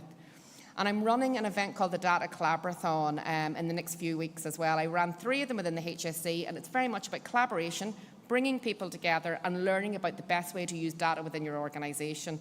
It's open to public and private sector, and there will be limited spaces. It'll be online as well as in person, and there will also be a report for those that can't attend as well that we can send out afterwards as well. So that's something I'm really going to be driving forward. It's a really cool way of doing knowledge sharing across different organisations and learning from each other. So my key takeaways are very similar to the lads that were up earlier on.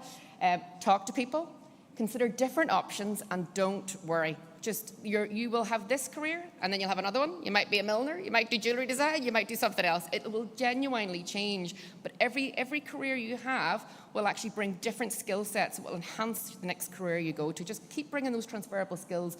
Don't worry, life is up and down. That's just the way it goes. Support others. Please, please support others. I swear to God, it just makes such a difference, and ask for help. I am not great at asking for help, and I have to continually remind myself, or my friends do, or my team does, ask for help. People are there to help you as well.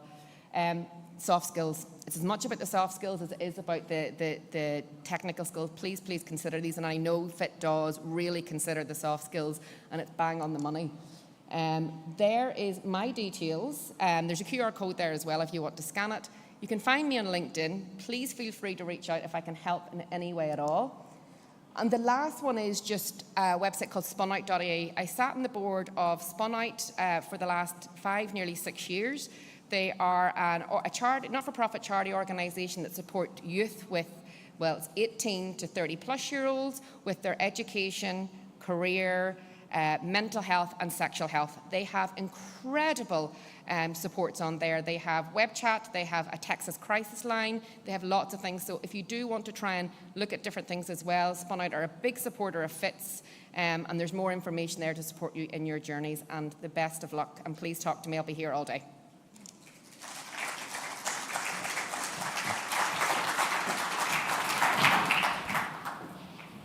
Hi, thanks Marie, that was wonderful, and it was great to hear your career journey. And I suppose one of the things that really stood out with that journey is the resilience, that drive to, well, if this isn't working out, let's try this other new pathway.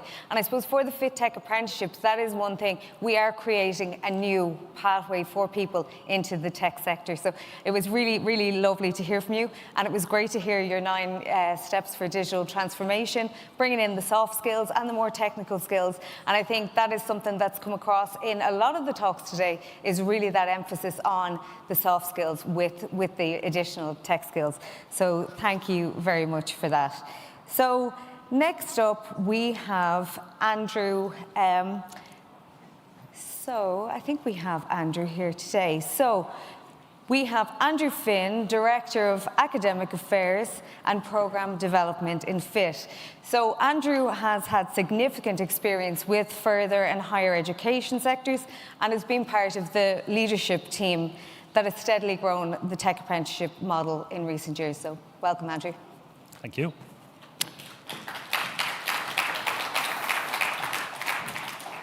FIT board members, employers, apprentices and guests, I hope you're all enjoying the day so far, really engaged speakers.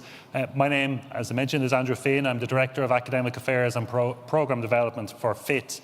At this point, I'm nearly 6 years into my role, and I suppose I've had a remit to push out these programmes to grow scale, and I suppose in the background to take care of all of the governance. My job today, however, is a little bit different. I have to condense that 6 years into probably 6 to 10 minutes into something that can be cohesive and hopefully interesting for you. I'm going to touch on a few different areas, a little bit of context, a little bit of background, a little bit of history, which I'm really interested in, and a little bit too about the future of tech apprenticeships, because that's really what's important today about the future potential of these programs. So with that in mind, I'm going to start off talking about, I suppose, the technology-driven workplace and some challenges that are really, really pertinent and pressing, and that affect all of us in the room today. So I think starting off, firstly, there's no shortage of challenges, lots of them out there, but certainly for myself, probably top of the board is that kind of post-coronavirus workplace. And we think about, I suppose, that whole experience. We now have matters around remote working, hybrid working, people's basic attitudes to the world of work coming back the far side of COVID. And I think too, from a business perspective, there was some softening of demand for products and services that were really, really popular in COVID and maybe not so popular now. And that has ramifications for technology businesses that have really grown their businesses around some of these products. Maybe just on a personal note, one of the things with coronavirus that really brought it home to me about how much that was as a catalyst for change. My father, nearly a 70-year-old man, left school when he was 12 years of age, went into the workplace, and a number of weeks ago I had a conversation with him and he was describing to me the finer details and points of his internet banking.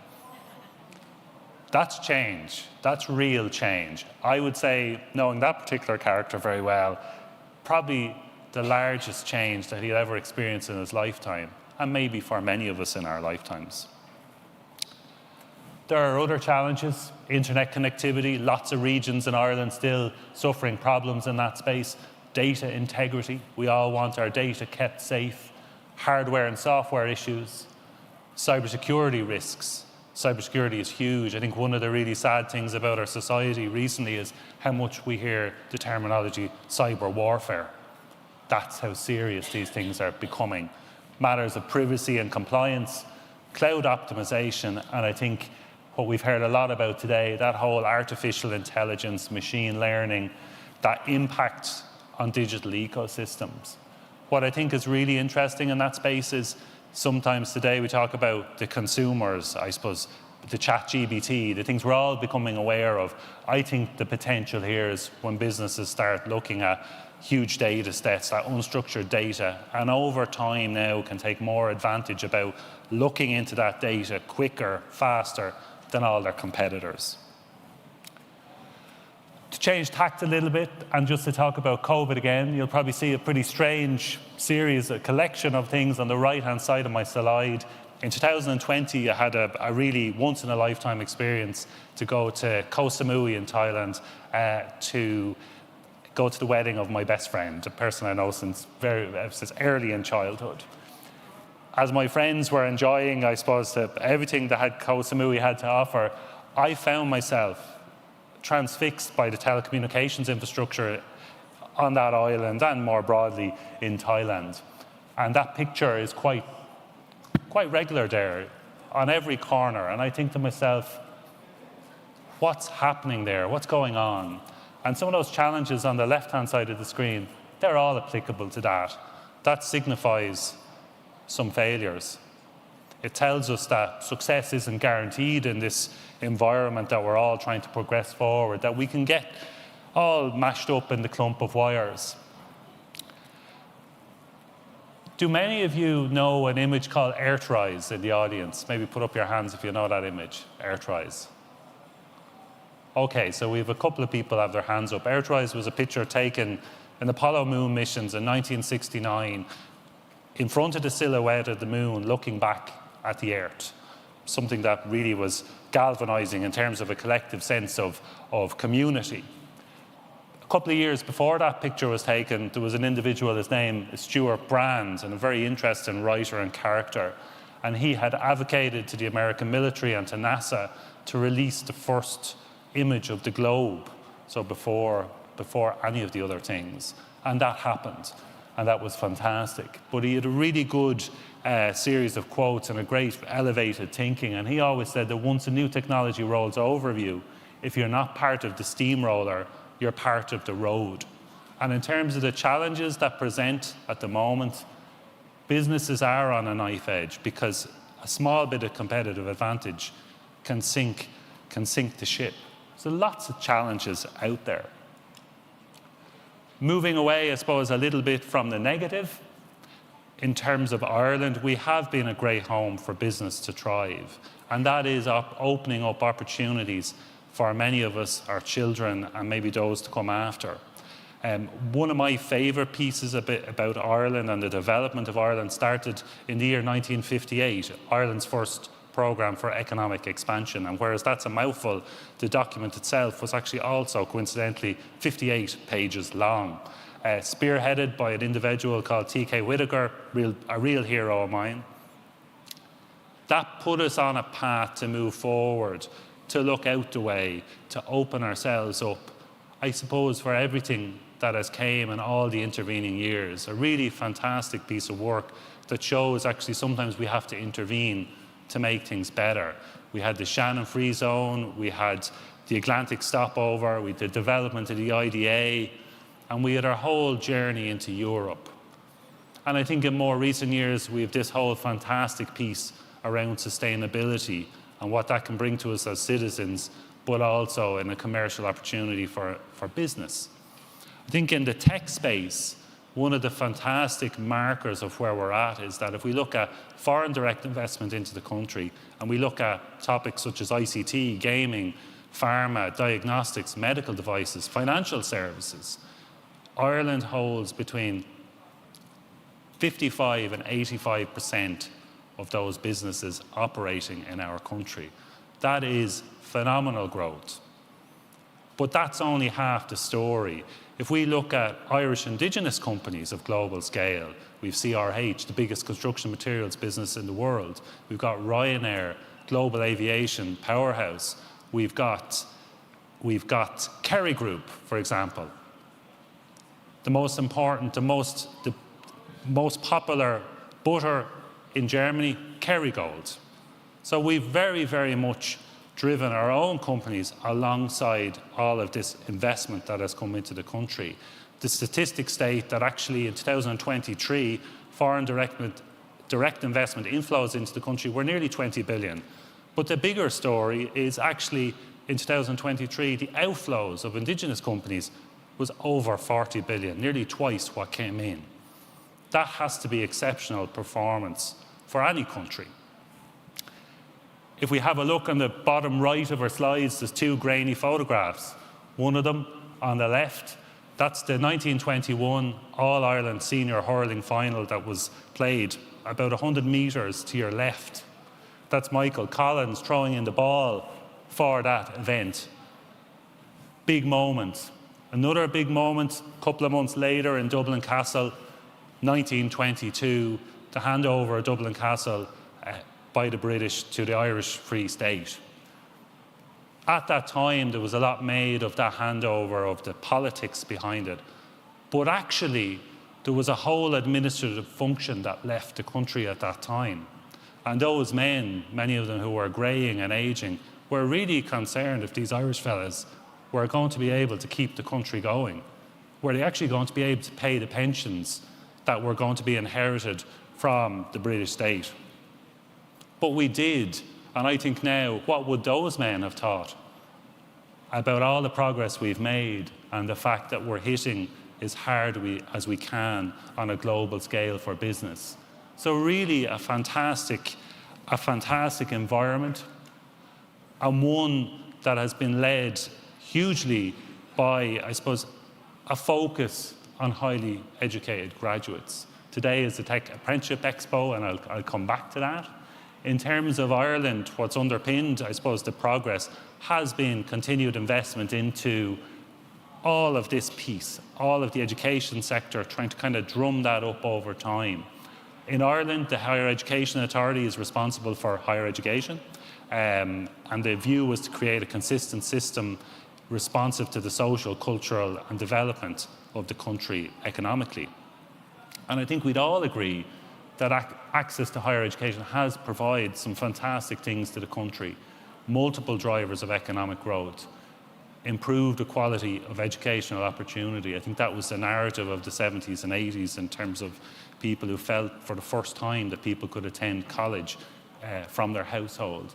We've got engaged citizenships, and we've centres of research excellence. And I think the value in college-based study in that way, think about cancer research, any of these things that change our lives in that way, and the importance. I think when we talk about sometimes tertiary education, third level education, we talk about maybe historically your degree, your honours degree, and your postgraduate programs. Programs that might be broad-based, that might take 4 years to do. And when I think about that, sometimes I think about organisations like, think about Trinity College, 1592. It's around a long time. It's actually around 5 times longer than the state is. The Royal College of Surgeons, the National University of Ireland, all around since the 1750s. That photo on the left is the long room in Trinity College. You go in there and you can smell the wood. A fantastic place to be. But there's an issue. Those vehicles have helped many, many people, but they don't unlock potential for all. And I think that's why we came up with the genesis of the apprenticeship, the potential in that space. So behind the backdrop of all of, I suppose, the models of education has been, I suppose, that changing national mindset. And it's been a slow, bumpy road. And what I mean by that is we've tried to persuade, and I think to good effect for several years now, an opportunity to think about different models of education, different ways that assist people to study and to work and to train and to upskill. In terms of the whole population, it is undeniable that not everybody wants to go into college or third level college directly upon completion of post-primary education, so secondary school. And I think when we look at the national mindset that's built up in terms of from 1970 to kind of 2010, you know, there's a lot of perceptions there, you know, being told, go to college, don't do dirty work like me, you'll study medicine just like your father, your accommodation alone is $8 grand a year, don't mess it up, you could be the first person in the house to go to college, your mother is so disappointed. Lots of narratives there about, you know, how other people feel about what you should do for your future. One of the things that we know now about skills development is that a lot of the national and international publications, and this is scores of publications, tell us that 70% of roles can be filled by those with intermediate levels of skills. So skills that can be serviced by completion of an apprenticeship program, for example. And I think that work-based learning in general does provide the opportunity to access a full and diverse cross-section of society. Sometimes the college, the higher education sector does gaps, but apprenticeship provides for that. On the right-hand side of the screen on the top, you can see a little bit about FIT skills audits that we've completed consistently for many years. The European Data Strategy, Ireland's third ICT action plan, it's all saying the same thing. But why is it important to business that these work-based models of learning could be useful? Well, they foster innovation. They foster bringing people into their organisation from diverse backgrounds with interesting skill sets and interesting ways of doing work. They generate in-house solutions. They produce data-driven mindsets. They produce a culture of mentorship and growth from within the business. And I would suggest, and probably more important than any of it, they develop future business leaders. And that might seem far-fetched actually for maybe an apprentice coming into an organisation on day one. But the reality of it is if you grow in-house talent, you grow all sorts of different things. You grow familiarity with the business, loyalty to a business, the want to grow within that business. Just as an example, a good apprenticeship piece is Jim Mead, CEO of Irish Rail. I was at a presentation myself recently in Irish Rail and I was blown away. Jim was explaining how he started literally as a mechanic on the floor of Irish Rail and as an apprentice in the 70s and is now CEO of that company. That shows the potential for this model. In an Irish context, in terms of the Fit Tech apprenticeships, they're certainly around now since 2018, but we're within a system growing for apprenticeship in Ireland. And what I mean by that is the late 60s defined the legislation for apprenticeship in Ireland. And up to 2016, all you could actually do was a craft-based apprenticeship. I'm a cabinet maker by trade myself. I went through that 4 years. But more recent programs offer people great opportunities in professional work environments. They're industry-led. They lead to an award at levels 5 to 6 in the national framework, minimum of 50% on-the-job learning. But what's interesting in that space is that there has been a cohesive effort to think about apprenticeship, to put an action plan in place, to really get the various state stakeholders to put forward the importance and opportunity of these initiatives in terms of new skills, new ideas, productivity, motivating people and creating environments of teamwork in the workplace. In terms of our own programs, it's been a journey. As Peter mentioned earlier, 2018, we started and commenced our first software development and computer networking apprenticeship program. That suite of programs have increased. We have a cybersecurity apprenticeship in being since 2019, and we have a data analytics apprenticeship in the design phase at the moment. Some fantastic collaborators in the space. We have access arrangements organised with TUD, with the Open University, we're in discussions with at the moment, but we also have a relationship with Griffith College in Dublin where we hope to create a follow-on apprenticeship route for those who complete the software development apprenticeship, so you could run all the way to degree level in an apprenticeship type environment. In terms of, I suppose, the overarching piece, as we mentioned already today, by the end of this year there'll be 1,000 apprentices in situ, 800 at the moment, good representation of all genders, good healthy post-programme retention, promotion of industry relevant skills, and really that is the key.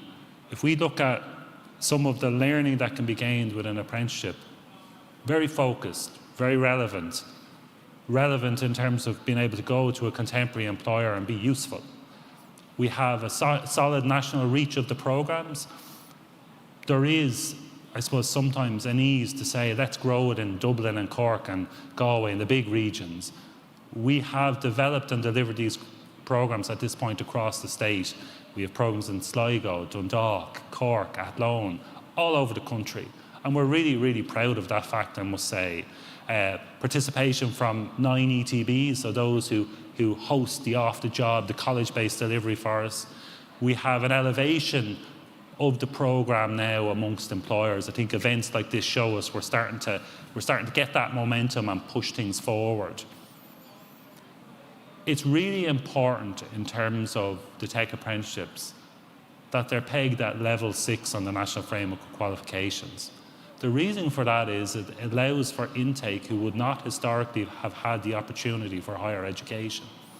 When we started on the journey a number of years ago, we were knocking on the doors of the employers and they were saying to us, you must have a minimum of a degree, preferably an honours degree. And we were saying, all the research says 70% of your skills can be fulfilled by people with targeted intermediate level skills. And we've worked at it and we've honed it. And at this stage, 250 plus employers are all now on board to say, yes, this can service our needs. And not only can it service them, it can provide potential for growth within our business.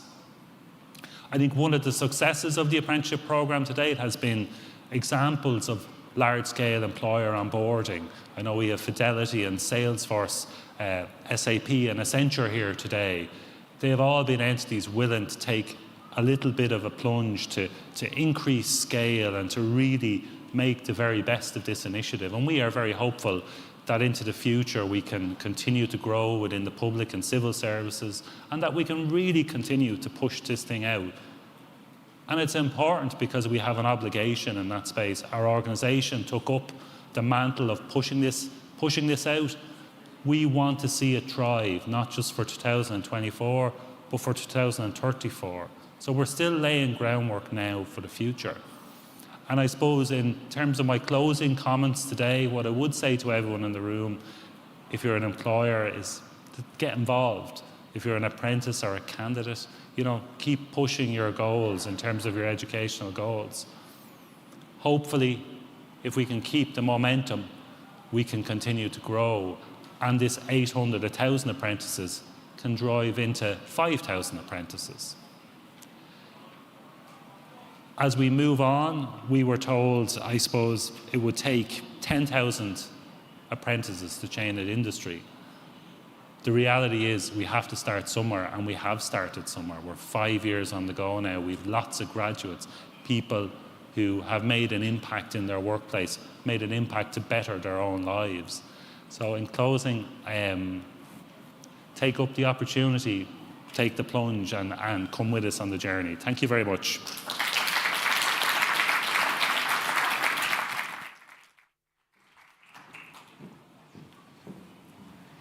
Thank you, Andrew. So since 2018, since the tech apprenticeships came about, we now are up to 1,000 tech apprentices. And we called this event Tech Ascent. And this Ascent is only made possible through the work behind the scenes with FIT, through all of our collaborations, and through the wonderful employers that we have that employ tech apprentices and keep this moving forward and moving upwards. So we are reaching the end of this morning, and we'd like to thank everybody here today, all of our guest speakers, our discussion panel, you were wonderful today, and our audience and the exhibitors that are here. We are continuing to grow the Tech Talent Pipeline, and you can all be a part of that. I just want to thank in particular Tim Dunne, from GCS and Elizabeth Liu, who have been instrumental in bringing this about today as well.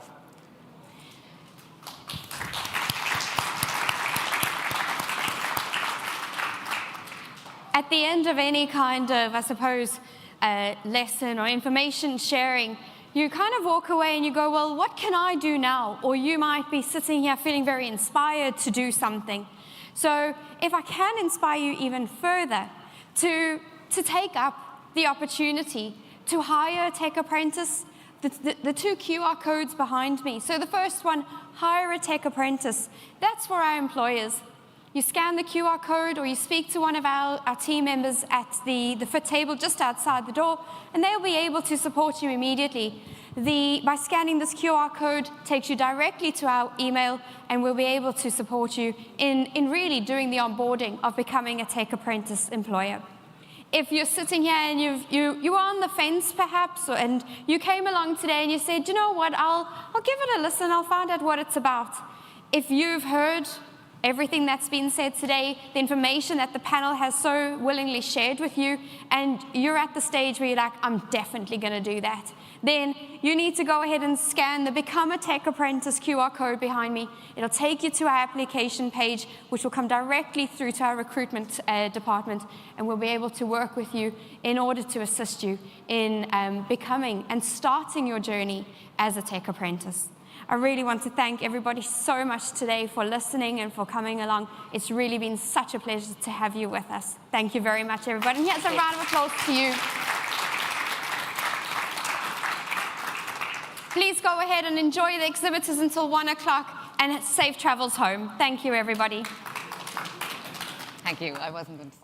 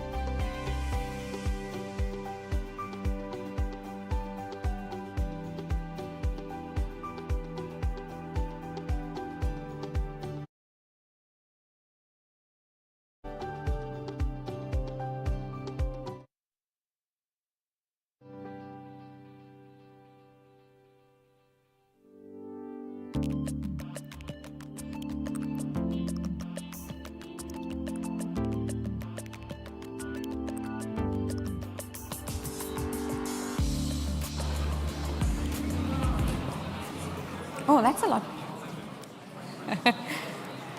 Good afternoon, everybody, and welcome to Tech Ascent. It's wonderful to see such a fantastic turnout here this afternoon. My name is Jessica McKeon. I'm the Projects Officer at FIT, and I'll be your MC today with my co-host, Michelle. So just before we begin, there's just a couple of housekeeping, so I'll just run through these quickly. In case of emergencies, you will hear a safety announcement. So you won't hear a bell, you'll hear an announcement, and that'll instruct you to leave the building. The exit locations are on the left and the right, so just take a note of your exit locations and exit via ramps and not through the lifts if you need to. The assembly point is in the car park entrance to the Croke Park Hotel on Jones's Road. Also, if you happen to find the presentations particularly heart-stopping, your closest defib is located on level 2 at the reception. So I'll hand you over to Michelle. Thank you, Jessica. As Jessica mentioned, my name is Michelle Cox. I'm the National Fulfillment Manager with the Tech Apprenticeship programs. You're all very welcome here today, both in person and to everybody who's joining us via the live stream. So today's a really, really special day, and we've had a session this morning which was an amazing turnout, and it's fabulous to see another amazing turnout this evening. It's a really, really special day for FIT, so we're really enjoying the full day celebration. 2 reasons. The first one, this is FIT's inaugural Tech Ascent Tech Apprenticeship Expo, and I think we can all agree that the efforts that have gone into planning this event and the culmination of it is really, really great, and that's a testament to everybody who's made the effort to be here today. So that's to you, everybody in the audience. So give yourselves a round of applause.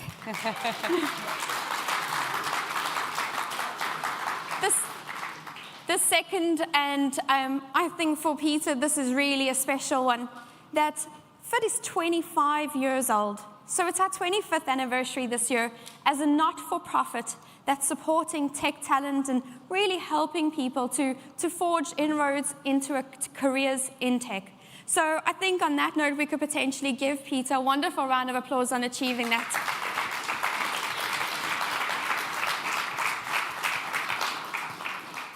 We have some amazing talks planned. We have an amazing panel of speakers who'll be here to share their experience of the Tech Apprenticeship today. So sit back, relax, and enjoy the show. So I just wanted to say to you that this event has been brought in collaboration with FIT and with GCS, and both companies aspire to develop the tech talent pipeline in Ireland. So without further ado, we would like to invite Tim Dunne, the Managing Director of GCS Recruitment, and Leonard Sutton, Executive Director of JP Morgan and FIT Board Member, to say a few words. Thank you.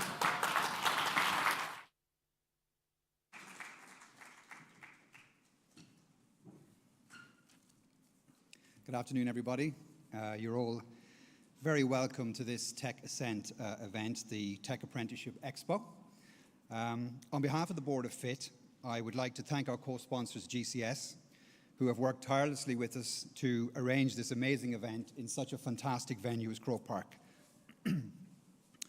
This year, FIT celebrates 25 years of promoting talent diversity and inclusion in the technology sectors. Since its inception, FIT has supported over 88,000 job seekers on training programs delivered nationally through the education and training boards. Over 66,000 trainees have gone on to secure quality employment.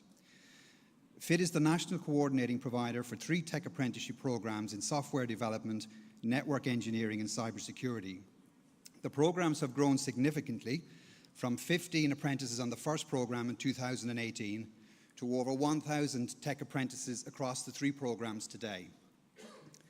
We at FIT are proud of the fact that over 42% of all apprentices currently working in the public sector are tech apprentices. And we would like to acknowledge the support of the CIO for the Irish Government, who will be talking soon, Barry there in the front row. and also the 22 government departments who are participating in the programme. The purpose of today is to showcase the employers, many of whom are market leaders in their sectors, who have engaged in the programme to successfully and significantly enhance their talent pipelines. We are also delighted to welcome some of the technology professionals who have benefited from the apprenticeship programme, and they are here today to inform and encourage others to consider the opportunities that the programmes can offer. So I would encourage you to make the most of this special event and to reach out to the exhibitors, the employers and the apprentices who have made themselves available to us today. Finally, I would like to take this opportunity to acknowledge the leadership and support of my fellow board members, but especially the leadership of Peter Davitt, the founder and CEO of FIT, and his amazing team at FIT, who are all here today. Their passion and commitment to help people find quality employment in Ireland in the tech sector is unrivaled, and the success of FIT over the last 25 years is testament to their efforts. So I wish you all a very enjoyable and productive afternoon. So thank you very much. I'd now like to introduce Tim from GCS to say a few words.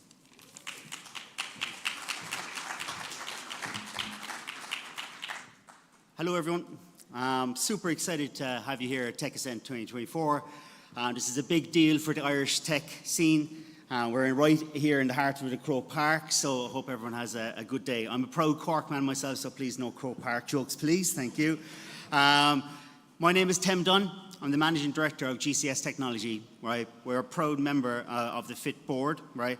And I've been lucky enough to help participate and help this awesome event from the beginning, okay? Today is not just about coming out to see the tech and geeking over the tech, which is also cool, by the way. We're here to champion a cause close to our hearts, driving diversity and inclusivity within the tech Irish sector. Tech Ascent 2024 is about showing off the amazing job opportunities which Ireland tech has to offer and getting people more excited about the Irish tech scene, and hopefully people will put their best foot forward in their careers for Irish tech moving forward. Okay, I've worked in the tech sector in Ireland for over 20 years and I couldn't advocate that decision more. We're also here obviously to elevate the FIT programme, which is absolutely exceptional. Right? Everyone that works in that business is just amazing. You'll see firsthand here today the work that they do day in, day out. So it's not just about tech skills. Peter and the FIT team are really opening doors for folks from all walks of life, making sure everyone gets a fair shot. FIT truly believes in giving everyone a chance to succeed in tech, no matter where or what they've come from. Our exhibitors here today represent the best of what Irish tech industry aspires to be, from startups that dream big to industry leaders that are pushing the boundaries of innovation, and and exciting careers within the Irish government and innovation there as well. But we're not just here to show off the cool gadgets, but to show off the seriousness about making tech inclusive for everyone, okay, so they can be a part of it moving forward. As we go through the day, I encourage everyone to be curious with the exhibitors and put their best foot forward to choose tech. Before I dive in, I just want to say a few thanks, right?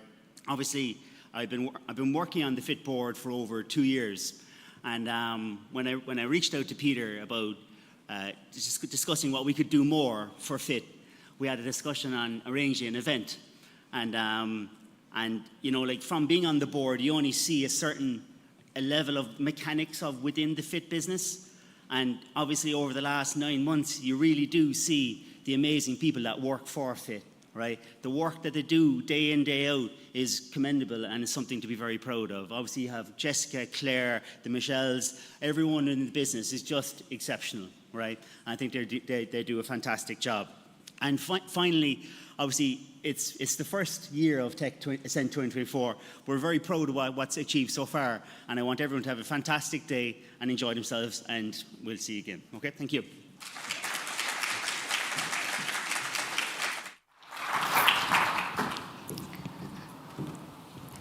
Thank you, Leonard and Tim. I must emphasise how fortunate FIT are to have Leonard and Tim as esteemed members of the FIT board. Their wealth of knowledge and experience continue to drive us forward, furthering FIT's mission and vision. So thank you. We are now delighted to invite Barry Lowry, Chief Information Officer of the Irish Government, to the stage. Barry has the primary task of taking forward the government's digital agenda. Barry has had many awards, and most recently the Government Public Sector CIO IT Leader of the Year for 2023. So we welcome Barry here today.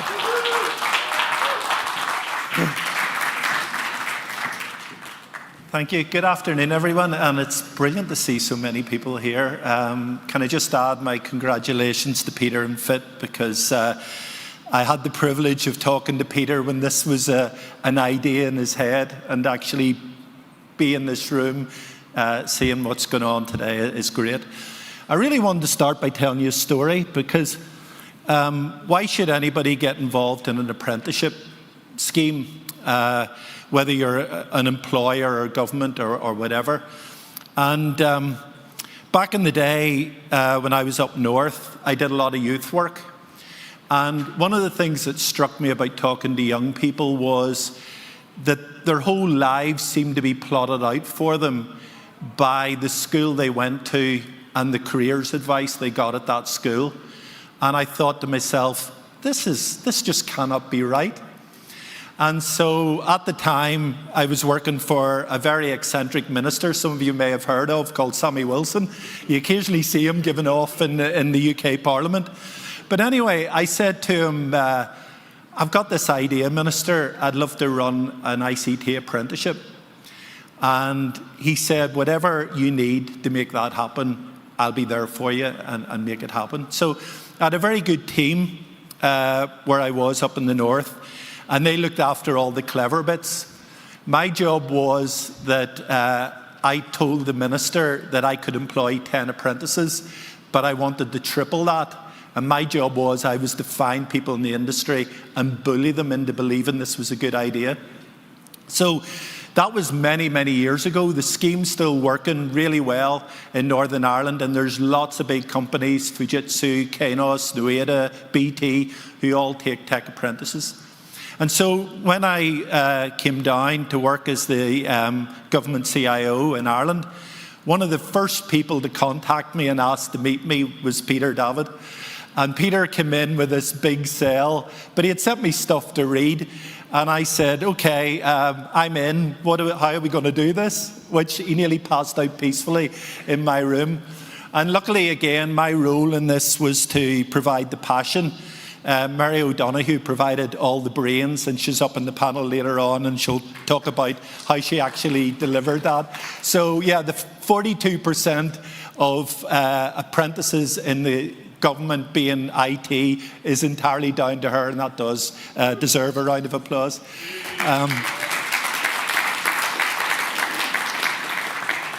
So back in the day, another thing that we got into up north was outreach into schools. And I find this slide and I thought, it's still funny today. I used to ask them which one of these looked more like somebody who works in technology. And you'll notice that there's one girl there with an I Am a Geek t-shirt. But that was the thing about the tech sector, that it had a stigma. And part of that stigma was its own fault, because there was this sense of elitism from the employers and from the staff actually as well. And one of the early issues we had with the apprenticeship scheme up north was getting our apprentices accepted by the other staff. Now that's long gone away, but that's what it was like at the time, where there was this view as to what someone who works in IT should be like. And another thing that always bugs me, and I'm sure the minister said this as well, when we believe that STEM is a critical component of technology and successful careers in the tech sector, and it's not true. It's one of the components. Let me tell you, any of you who have a passion for the arts and social sciences and all that sort of thing, there are jobs for you in the tech sector, and there are ways in which we can recruit you into jobs. So anybody who goes away from these sessions today thinking, I'm quite interested in that, trust me, there's a career for you. I used to play this game with kids where I used to ask them what they were interested in, and they would tell me music or history or whatever, and every time I could tell them a job that I had in my organisation, that I would take them into that job on the things that they were passionate about. So STEM is really critical to working in the sector, but believe me, if your passion is English or history or art or music, come and talk to us, because we're very, very interested in you. So who are we looking for? We're looking for people who have an aptitude for ICT. So as part of our apprenticeship in government, we test people to see whether they've got an aptitude in ICT. Not everyone has one, but then again, not everyone has an aptitude for languages or music or sport or whatever it happens to be. But a lot of people have it, and a lot of people have it who don't even know it. So that's what the test brings out. You have to want to learn, because there's a lot of learning involved. I was talking to Andrew just before, and he was saying about how much learning's involved in this. But your learning's fun. And of course, the big thing about apprenticeships is you're earning while you're learning. You don't have to go and subsidise yourself by working in a bar or whatever. We want people who are passionate about enjoying their work and making a difference. We're the civil service, the public service. We actually try and make a difference to people's lives. And so it's important to us that people who come in to work with us want to make a difference to people's lives as well. And if you want to achieve things, we're the place. We can help you achieve things. And if you care about Ireland, we can help you elevate Ireland to be one of the best in Europe at tech, one of the best in the world at tech. And why do I say that? Because this is how the countries in Europe are judged. This is Commissioner President von der Leyen in her State of the Union speech saying that in 2030, the world's going to be all about digital and climate change, and the tech sector is going to be vital to both. That was the first time in my career I've ever heard a minister lead with digital, and it just shows you how important digital is to the future. And so we're trying to manage all of these targets, and you'll see actually of interest under skills, Ireland is expected that 10% of our workforce in 2030 will be working in the tech sector.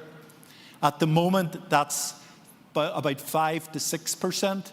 So we've a lot of ground to make up, and we're one of the best in Europe.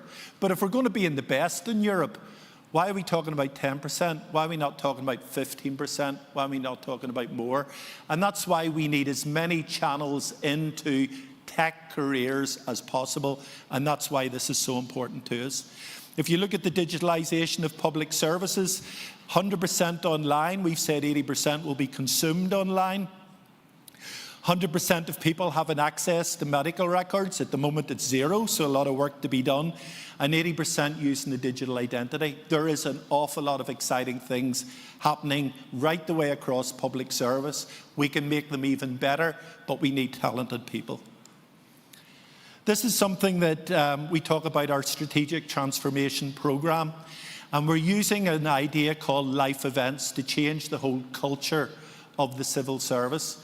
In other words, people were used to working within their silo, whether that was revenue or welfare or foreign affairs, and that's where they did all the work. That's not good enough anymore. We need to join up and work right the way across government to do this. If we're going to adhere to all our EU responsibilities, we need a joined up effort, and we need to get quick wins to show people that we're making a difference to their lives. And so this is how we're doing it, life events. So what would have traditionally happened was, and what we would have worked towards, was to make people's journey, as we called it, when they were using government technology, easier. But there's times in your life when you need to work with many government bodies at the one time, and there's some of the examples up there. Happy events like births and marriages, not so happy events like losing a loved one, where you don't even know who all the people are that you have to contact. What we're building today is a means when we can proactively help people with that journey. They tell us once and we manage it all for them in the background.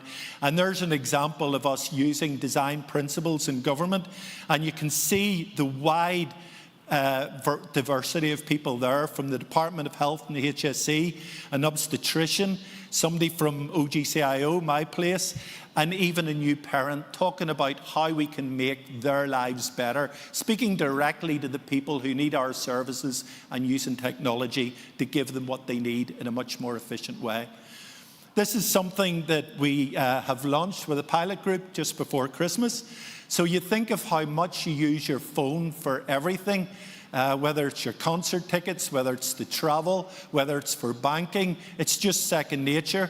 What government is going to introduce before the end of this year is an ability to carry your driving licence on the phone, and an ability to use your ID on the phone that you can prove you're over 18 to get into a bar, for example. So this little thing on the right-hand side, this QR code, which will open up a whole lot of doors. And the really interesting thing is Ireland's doing this as one of the leading parts in Europe. Where this will ultimately go is you can go on holidays in France, you can hire a car, you can prove you're insured, you can go into hospital, and all of those credentials are on your phone. It's the most exciting part of technology you can think of. You know, we talk about Web 3. This is hands-on using it in government, and that's the sort of careers that we're offering people. On the infrastructure side, because some of you are more interested in the infrastructure, Ireland is in the process of building the greenest data centre of any state in Europe. This government state data centre in Backweston in County Kildare. It's currently, you can just see the picture at the bottom. You can see the computer-aided image at the top. But the picture at the bottom is where it actually is today. The building will be finished in June. We'll start the build out then of the inside of it, and it'll be launched next year. So, completely different way of joining up. The reason why I show you this picture is that the guy who's in the middle of that picture with the sort of grey jumper on is a guy called Andrew. He was one of the very first tech apprenticeships to come through for government, and you can see he's getting the prize in there in the right-hand picture. He's in the left of it as the best bridge. So who knew you would join government as an apprentice to build bridges out of straws and string and paper? But actually, the message behind that was the importance of relying on the diversity of our skills, because actually you can see those people, different ages, different types of people. It's coming together and bringing their diversity that leads to a government that can do more and do better. So that's all I really wanted to say. Enjoy the rest of the afternoon, and it's lovely to see this event. Thank you.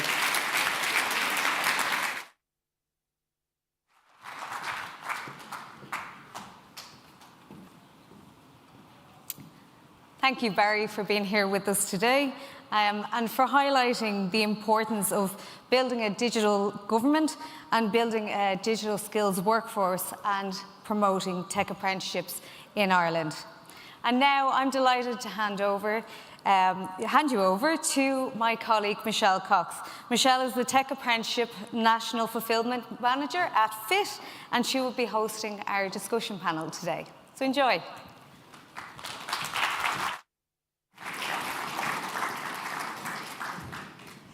Thanks so much, Jessica. Earlier when we met the first group of people that came in, I referred to FIT and everybody who works in promoting the tech apprenticeship as car salesmen. And I could see initially that that's not really what everybody wants it to be called. So I've since decided that I'm going to refer to us in a different sense. That I've decided that we'll now be known as those who sell rare jewels. Okay? So if you think about it, really, what we're trying to do with the tech apprenticeship, from FIT's perspective and the team that goes out, we're able to, we try and communicate to employers, we try to communicate to candidates who join the programs, that there's beautiful colors, cuts, and clarities. But it's really when you get the people who are going through it and who are experiencing it, the employers, the tech apprentices themselves, that you see the real jewels, that you see the real cut, the real clarity, and the real colors of the tech apprenticeship program. So if I can start off by introducing our panel today, where our topic is real people, real jobs, and real opportunities. I'm going to start off by introducing you first off to Aaron Lynch. Aaron, if you'll please come up and join us. Aaron is with Amundi. Aaron is with Amundi. He's the Senior Vice President of Business Transformation and Professional Service Asset Management and Director and Board Member of FIT. Thank you. Next up we have Louise. Louise is Head of HR Business Partner at Fidelity Investments. Louise is a commercially focused HR leader with global experience and a proven track record of business enablement across Ireland and the US.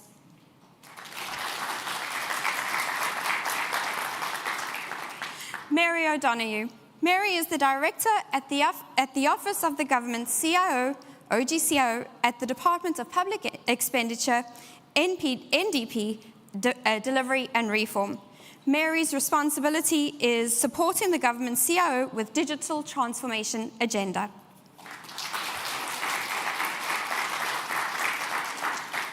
Next up, I'd like to introduce our apprentices. So if I could please have Niall Macken. Niall is a cybersecurity apprentice with the Civil Service. He is part of the SecOps team in his department and works closely with other ICT units working on the rollout of ICT awareness training for staff.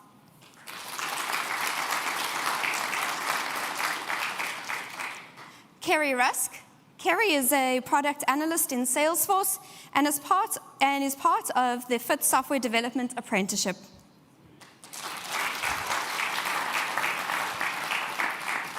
Jenny Jardim. Jenny is a software development apprentice with AWS. Jenny has a really interesting story which we'll delve into, but one of the things I'd just like to highlight as Jenny is coming up, that she's a true career changer. So thank you very much to our panel.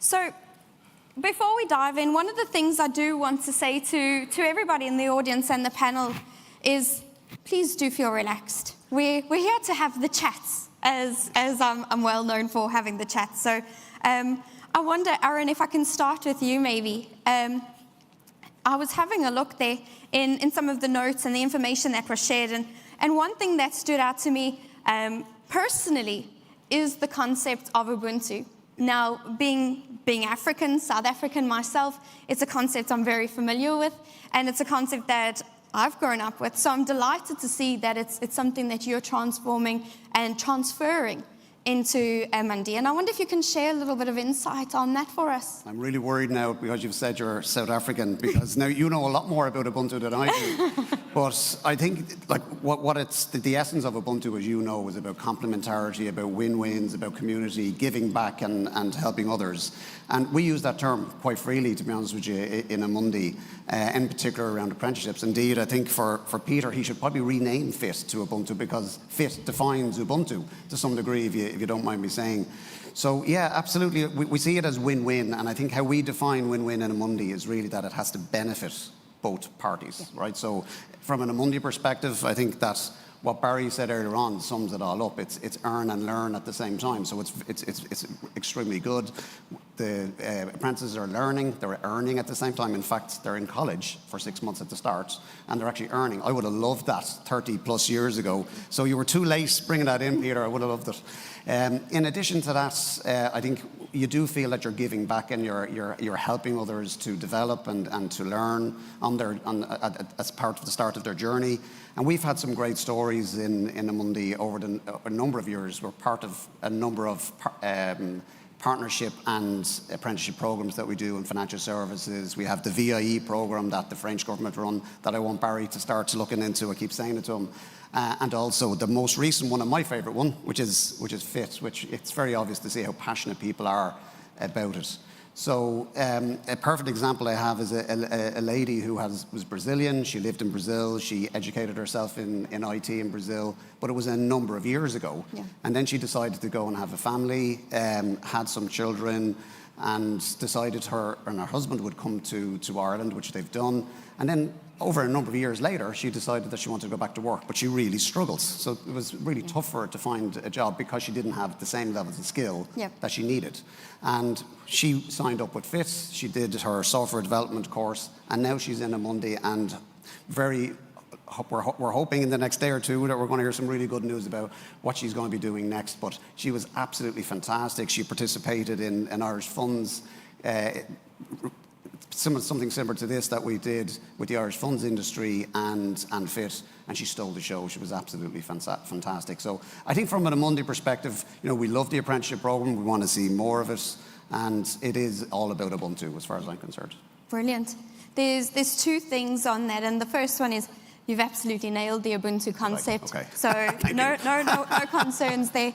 And the other one that you touched on as well is the diversity and inclusion. Yes. And in the spirit of International Women's Day, which is tomorrow, I want to really just make a comment on the fact that this panel is very well represented from a woman in tech perspective. So that's really great. And the mention as well from the apprentice that's worked with you. So thank you very much for that insight. Louise, if I can ask you then perhaps, again, keeping on the topic and the trend of what today's really been about, because it was mentioned by Barry as well, the diversity and inclusion aspects. From a Fidelity perspective, how would you say that the tech apprenticeship programs works for you guys in assisting you in really building and implementing and showcasing Fidelity's, I suppose, need and desire to be part of that portfolio? Absolutely. So Fidelity's diversity and inclusion strategies, they're key pillars to our long-term business plans and why we're very focused on hiring, recruiting and retaining exceptional talent by providing ongoing development opportunities and creating a culture of inclusion. And we measure our success through 5 commitments that we have as part of our diversity inclusion strategy. The first being diversity, and that's really ensuring that our workforce is reflective of the customers and communities that we serve. The second being inclusion and fostering an environment where all of our associates feel that they belong and can thrive. Also in terms of opportunity, creating new value for our customers and community. And transparency is really important in terms of being open about our progress and opportunities for improvement. And accountability for all of our associates, where they have individual accountability for the diversity and strategy at all levels within the organisation. So I suppose as the working world continues to evolve, we continue to adapt our hiring strategies, staying committed to hiring and building a diverse workforce that matches our growing customer base. I suppose we have several recruitment strategies that we employ in addition to our traditional recruitment through universities and colleges. But really the technology apprenticeship program is a key talent program, entry-level talent program for Fidelity Investments. We have hired 36 apprentices through the software development and cyber security programs, which we're extremely proud of. In addition, we have actually developed an internal program team to continue to support our apprentices through their journey, providing ongoing support and mentorship and guidance, creating a culture of inclusion and community for our apprentices throughout their 2-year journey and beyond. And I suppose really the technology apprenticeship program, it provides Fidelity with the opportunity to meet with candidates who are passionate about technology, who are interested in technology careers via the apprenticeship program, and it remains a long-term strategy as part of our talent program at Fidelity to continue our engagement with the program. That's brilliant. Again, and I mentioned it earlier, the fact that Fidelity has supported 36 tech apprentices is really fantastic. And OGCIO and civil service perspective then, how does the program help bridge the gap between formal education and industry needs? I think, first of all, thanks to everyone for having us here today. I think it's a great day. Congrats to Peter and co too. As Barry said, I work for, as I mentioned earlier on, I work with Barry Lowry, and I think you've seen, he's given a hint of the types of things that we do in civil service IT and government IT, and our aim is to do, and to give back to citizens and give back to the state and do, make a difference in the lives of everybody. And I think we recognise the diversity of skills that are needed to do that. So we have very high-end skills, which people grow over years, but we also need to bring people in to start and grow their careers to the future. I'm a career IT professional in the civil service, but as you can tell by the look of me, my career will be, I'm going out the other end of it rather than at the start. So it's lovely to see lots of faces here that are going to come along behind me, and I think that's a key part of what we see. The programme here is actually starting people off on their career. That can be at any stage, could be, change a career, somebody who might have gone down a path and realised it doesn't work for them, and actually to see there's an opportunity for me. I'm really keen. That digital wallet sounds absolutely fascinating. I want to be part of that because that's going to be in the pocket of every citizen in Ireland. So that's something that attracts me. And the opportunity for us with the apprenticeship programme is to bring people in and start that journey and start their career and build them forward to become, as I said to Niall here, who is a colleague, and I'm delighted I think I'm going to call him a protege actually, because as Barry said, we do the recruitment for the civil service apprentices.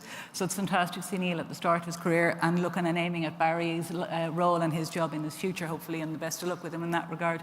But it really makes a big difference to us to be able to start people on their career. The education programme that the apprenticeships bring and the learn on the job part of it is quite a different, maybe to other approaches in education, more so than in the training blend here, because they're learning on the job. They're away in college, they come back and they learn to apply what they've just learned quite quickly and quite near the learning, rather than at a distance, and that really helps embed it, and then we grow for the future. So I'm quite delighted to be able to say that we have the pilot programme. We recruited 34 fit apprentices. The programme we started on, which Niall had his 1-year anniversary in the civil service yesterday. Yep. Again, International Women's Day, pure coincidence, but well done for sticking with us. We actually took in 101 apprentices across. So we started with 11 organisations and 34.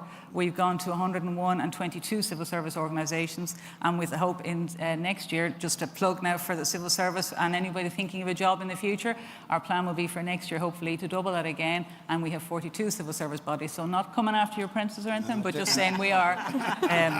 But it really is, it's a fantastic opportunity. And it's also a great opportunity for employers, because the mentoring role and the support that you give the apprentices, actually, it's a great way for people and individuals to give back, and that's very much, obviously, an ethos of the civil and the public service. But the great thing for the apprentices then, when they qualify and they get through their contract to get a job with us in the long term, is we have a very proud history of growing our own talent and post-entry education and the opportunities that they can build on the learning that they have as their apprentice to go on and do further, more formal training education. I started my life, as I say, as an IT. I got my master's in IT through the department. I've gone on and done other courses in governance and things which helped me drive on and drive the programmes and drive programmes like the Tech Apprenticeship.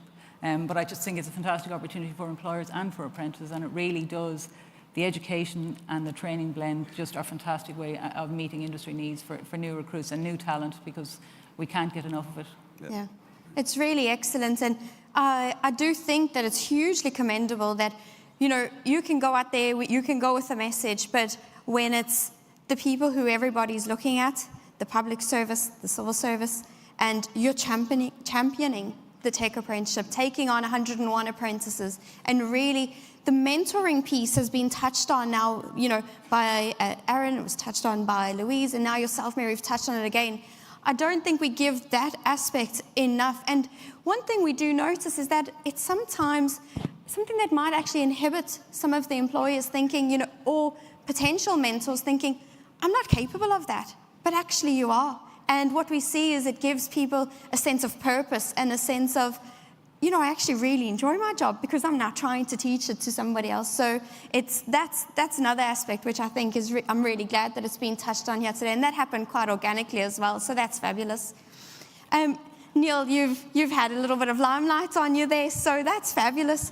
One thing that I wanted to ask you, now you're with the civil service, you're a tech apprentice, you're in cybersecurity. What was it that made you decide to apply for a tech apprenticeship program? I decided to go for tech apprenticeship just to improve my career prospects. I was coming from a different career background and I wanted to reskill. I'm passionate about providing services that add value, and I think nowadays they're mostly digital in that fashion. I chose to go through the FIT program because they give you a lot of advice and assistance along the way. I got help in my interview skills. Yep. prior to my entry to the PASS panel. Yeah.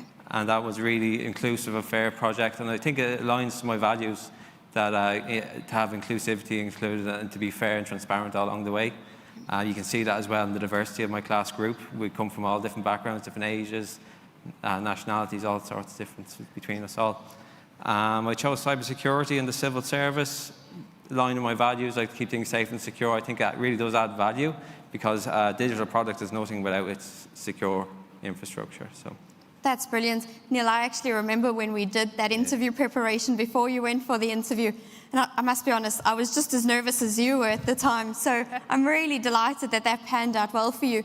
But one of the things, and besides the efforts that were put in by Fit and the team, you were somebody who really came forward multiple times and said, I'm going to interview. And it's really a message to anybody who wants to pursue a tech apprenticeship, to the candidates, that don't take no as your stumbling block, and then that's it, you can't get back up.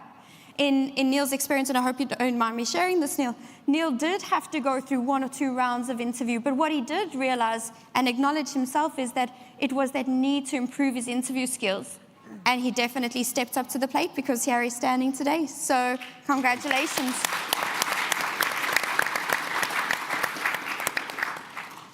Kerri, you've now had 2 years' experience of the Tech Apprenticeship program. How would you describe a typical day in the life of a tech apprentice? Yeah, so I mean, a typical day in the life, it's obviously very fun, right? That's kind of something I really want to highlight because it was something I was afraid of when I was applying, was that I'd get bored or, you know, that it wouldn't be enjoyable, but it's something that I really, really found myself enjoying. The employer that I have is always very accommodating of the fact that I have to learn as well. So, you know, placed on a team, you'll have your stand-up in the morning, you know, talking with your team and making sure that you're coordinating with them in order to get any work that needs to be done. And from then on, you can have meetings throughout the day, you know, chunks of time where you study for different courses and modules that you have, different certifications that you're getting. And, you know, there might be some mentoring meetings throughout the day as well. Big long lunch. But yeah, it's kind of like a standard work day, except a lot of it is learning and connecting with people and introducing yourself. And yeah, just it's like any other job, except you get to learn while you're doing it, and you get to connect with so many incredible people. So that's kind of like a day in the life. Brilliant.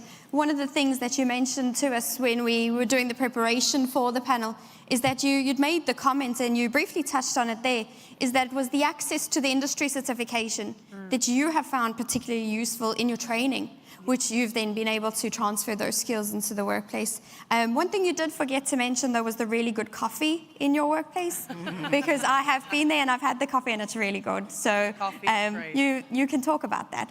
So Jenny, I mentioned earlier that you're currently doing an apprenticeship program with AWS. And one of the things that really stood out to me when you and I did the interview initially, you'd said to me, I'm a complete career changer. And I said, that's great. Tell me your story. And I wonder if you could maybe give us a little bit of insight into that story before we get into the question. Sure. So I'm a career changer. I think I do this for sport. It's not the first time I've done it. I've done it probably 5 times now. I'm a curious person and I love learning new things. So I'm also someone that loves taking risks. So every time someone comes and offers me opportunity of trying something new, I usually take it. I usually say yes. So during the pandemic, I was working in a gym as a gym manager, and as everyone knows, the pandemic was really a bad time for everyone, but like especially for gym managers and gym people. So at the time, I was basically working from home, while most of my friends that work in tech were all working remotely from many different places around the world. And then I thought to myself, well, maybe I should try to get a job in tech. So at the time, I had no idea where to start, because I come from a background that has nothing related to tech. I consider myself a tech-savvy person, but like I don't really have any technical knowledge that would allow me to maybe pursue a career in tech. So I decided to just go on the internet, Google, and try to find courses, which I did find a few free courses that the government was offering at the time, and it was amazing. So I decided to do a Python course and learn basics of programming, and that gave me some sort of kind of an idea of what it would be if I decided to go that path. And I don't know exactly how I ended up finding fit, but I remember looking at the website and seeing the apprenticeship program, and it sounded like the perfect opportunity for me to actually commit to actually trying a new career path without having to go through the traditional route of going through 4 years of college. So I applied, and I remember our first interview, and to be honest, I wasn't feeling like I was going to get it because, as I said, I didn't have any knowledge. It was a very basic knowledge of Python. And for my surprise, I got interviewed for AWS and got the offer, and then that has completely changed my life. Since then, I've learned so much, I've grown so much. I realized there is this whole world of opportunities, and like it's amazing for anyone thinking of, well, I would like to try, but I'm not really sure what I want to do. Just go for it anyways, because most of the companies are so supportive. At least I feel in my experience, I've been able to actually explore different roles inside my apprenticeship. And so I'm coding, but I'm also doing a bit of project management, and I'm doing a bit of cross-communication with other teams, being in the same room as leadership and participating in some sort of decisions that are impacting our customers, which is like is in a huge scale. And I feel actually super grateful to have this opportunity, and thinking, well, when would I actually be able to have this opportunity if it wasn't for this apprenticeship, you know? So yeah, it's been an amazing experience, and I'm really enjoying it, yeah. That's excellent. Jenny, there's two things that stood out to me there, probably three, but I'll only touch on two of them. Yeah. The one that was, what I really thought is that you've mentioned the soft skills there.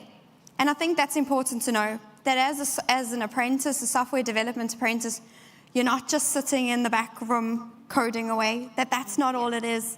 That it's those soft skills that are important as well, the ability, the project management aspect, the being able to communicate to leadership within the teams, that those are important skills as well. So that's the one thing. The other thing was that, and some might say it's a bit of a mom joke there, but with the whole gym aspect, you got back to fit. So I don't know if there was anything to do with that, but ultimately your story is really inspiring, and it's what we stand for in the tech apprenticeship, really, is hearing that, you know, career changer and how you've just progressed. And I really do wish you all the best through the rest of your journey. It's really inspiring.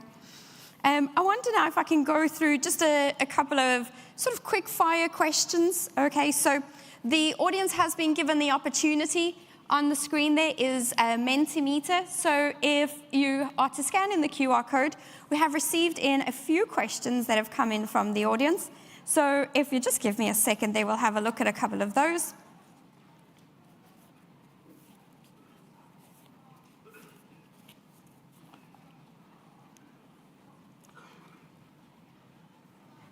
Okay, so I have a question here for Aaron, Louise, and then Mary. I wonder if you could tell me, right? So if you could provide one piece of advice to an employer, and Mary, I know what you've said previously in a panel, so I'm fingers crossed you're going to say it again. If you could provide one piece of advice to an employer out there who's considering taking on a tech apprentice, Aaron, what would that advice be? I don't know if I can just give you one, but I think you mentioned mentoring, right? Yes. I'm a big advocate of mentoring, and we do mentoring internally within Amundi, and it's just as equally rewarding to be a mentor as it is a mentee. And I think a lot of people miss that point. So I'd say to any employer, do it, because you're going to benefit. It's Ubuntu again, it's win-win, it's worth doing it. But certainly that's one, and I'm going to give you a second one, which is, I think from a cost perspective, right, there's some really beneficial costs out there from a government perspective that people may not know about. And it's, in the long run, you're starting off these people on a journey that will really, really benefit them, and it's hugely rewarding for both sides, as we said before. So definitely, I would be encouraging people to do it. Brilliant. Yeah. Louise? Yeah, similar sentiment. So I would say we've talked about the shortages and technology skills within the market. This is a fantastic pipeline opportunity to bring technology associates into your organisation through an alternative pathway. But also, you've heard of the incredible stories and experiences from all of the apprentices today. And I think what you're getting in your organisation is experiences and broader perspectives from the associates coming into your organisation, which enables greater creativity and innovation. Yeah. Brilliant. Mary? He nearly stole my line. Not quite nearly stole my line. And I'm not sure one of your colleagues... He nearly did it. I was going to say, don't go there. So we had a conference about the public service workforce of the future. I think it was last week, and Peter and I were on a panel and in the sum up, and I had 3 words. Sometimes they can be 4, but I had 3 words. Just do it. Just do it. Just do it. You know, it's a fantastic experience as an employer, and I think the 3 apprentices here have kind of given a sense and insight into that and what they can bring to an organisation. The diversity that comes with the apprentice group is fantastic. We've all comers from all walks of life, all nationalities, all backgrounds, some very early in their career, some people who are changing careers, some people who started something, realised wasn't quite for them, left maybe a university programme, and suddenly 8 or 9 years later found themselves doing something that was only supposed to be for 6 months. So it really is it's win-win. Yeah. It's fantastic. And I'm going to make a plug for public service apprenticeships. Please for anybody do. out there who's thinking about being apprentice, do think about the public service, because we are about making a difference in the lives of others. And I think some really great, exciting stuff coming down, some really exciting tech that's at the forefront of Europe and the world in terms of making Ireland a global leader. So we've got that added dimension, but I think any employer is going to win out of the apprenticeship programme. Yeah, thank you very much, Mary. I'm delighted. Just do it. Just do it. And then if I can ask then the apprentices, Niall, Kerri and Jenny, then what have you enjoyed the most about being a tech apprentice on the tech apprenticeship programmes? Niall? The highlight of my tech apprenticeship so far has definitely been the workplace environment. I think I came with soft skills, and they've all improved in such a short space of time. I get projects that I can take lead in. I do regular routine daily activities. I'm really a part of the group, get along very well with my line managers, and I think the department's working really well as a team. You have to have diversity within the ICT unit, and you use teams in different divisions of the ICT department, so it's good. Brilliant. Kerri? Yeah, I think that the community of people that you get to build around yourself when you take part in one of these apprenticeship programs is probably my favourite part, Like, I've gotten to expand my network so dramatically with yourselves, working at FIT, my fellow apprentices, and then also everybody at work, right? So all of the wonderful people that I've gotten to speak to, who have coached me, mentored me, who I've been working with for the last 2 years, and, it's an opportunity that you don't get everywhere. Getting to have that experience of being in the field you want to work in, talking to the people who are doing what you want to do, and having that network is absolutely invaluable to somebody at the beginning of their career. So I do feel like that's probably my favourite aspect of the apprenticeship programme. Brilliant.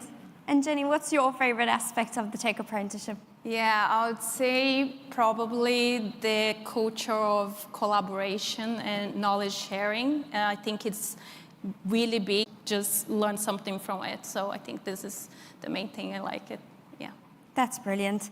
As we kind of come to the close of the questions at this point, I think the overarching message that we have here is the spirit of Ubuntu, the win-win, which is being communicated along the panel here today, the sense of community, the mentoring piece, and obviously the diversity and inclusion, and how actually everybody from all aspects, whether you're the employer, whether you're the mentor, whether you're the apprentice, that everybody's focused on it and it's something that everybody's bought into, but really supports and sees the importance of it in any organisation.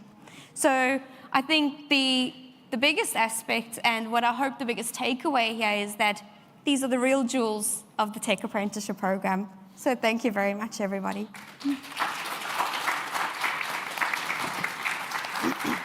We can go up the stage. Thank you very much. Oh, that's great. Thank you. Thanks so much, Louise. Thank you, Mary. Thank you.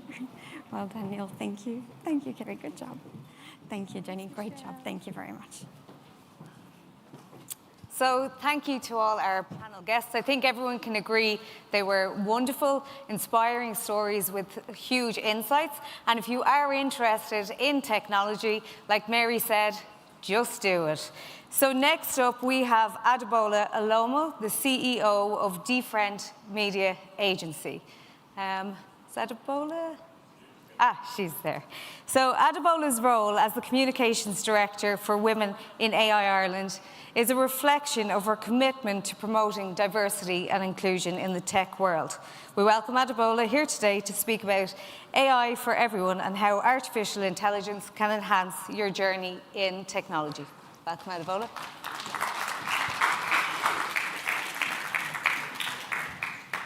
Hi, everyone. Okay, so just listening to everyone, it seems my whole speech got turned around, just thinking about where my journey started as well to where I am today. It's interesting. I was born in Lagos, Nigeria, and I can remember very well that everything about my life also started with apprenticeship. So I'll just share a little bit about that. My first degree was in law. After law school, I had to go in to find a job. I couldn't find a job. And then someone told me, oh, someone's looking for a PA. So I said, oh, personal assistant, like he was the CEO of a tech company. I was like, oh yeah, I can do that. Let's do it. So I told my dad, everybody was excited about it for me. And then I went in for the interview. Then I got to the building, everywhere was so tall. I was wearing like a skirt and a shirt, the shoe had a shoe in front, it was slippers at the back. I was so like, here? No way. I went back home. So at the dinner table in the evening, my dad was like, hey, how was your interview and all that? Like, Daddy, I couldn't go in. It's very serious. They're like really serious people there. And I was like, tomorrow I'll go with you. So my dad went with me the next day. And then he sat in the reception. Once I went in for the interview, he left. But I remember being in that room that day and seeing this big picture on this guy's screen. And I was like, is that a painting? Are you into paintings? He said, no, that's a website. I was like, oh, okay, it looks cool. You know, and then that curiosity really helped him. I think that got me the job, really, just being curious about it, going into it, learning more about it. And in 2 years, I was head of business development. I was selling tech to some of the biggest companies, Microsoft and the likes. You know, went on to work with a big telco company in Africa, having to live in South Africa. I was here in the Ubuntu thing, you know, and many other African countries. Before one day, down the line, you know, started my own agency. Everything was cool. Then my husband came home one day and said, hey, seems you're moving to Ireland. I said, where? Where's that? He said, no, because I have to go for work. I was like, what? You know, I said, all the best, have fun, you'll be great. Because I worked in South Africa and in Ghana and Ivory Coast, and you didn't come with me.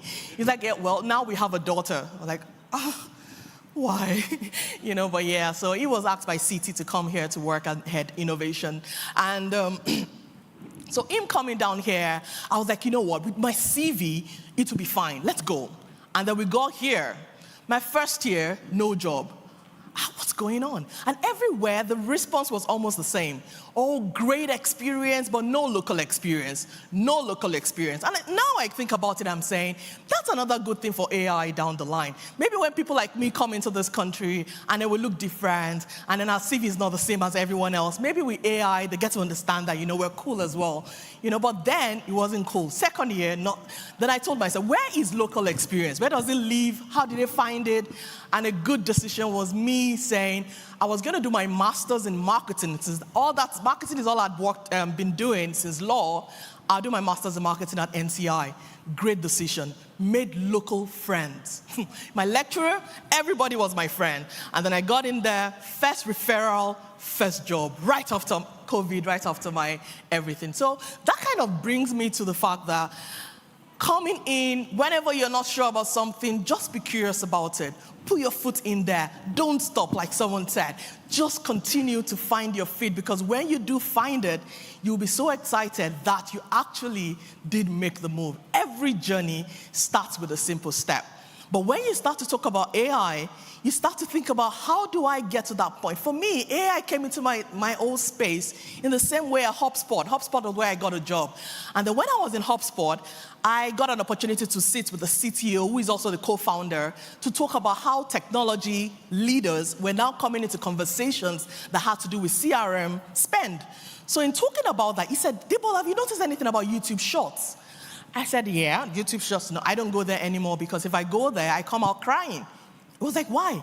I said, yeah, they'll show me about Kobe, how Kobe died, Michael Jordan, he had no shoes, how a family didn't have food, and later they had food, I just start crying and crying. It was like, no, for me, it's a different experience. They told me about coding, about how to code about this big thing happening somewhere.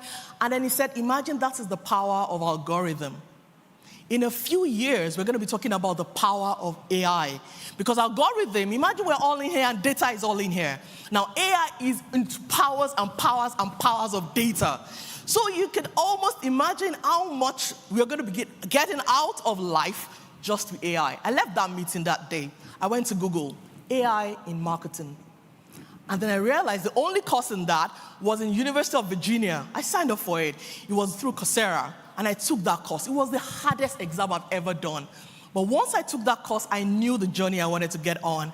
And I started going on from there, finding out, how does AI help diversity? How does it help to stop the bias? How do we start using it for marketing, automation, different things? So, and between then and now, I've been in various European countries talking about how AI helps tourists, how it helps finance, how it helps gender, how it helps everything, just because of one step I took of being curious. So that's another word I want to take out of here.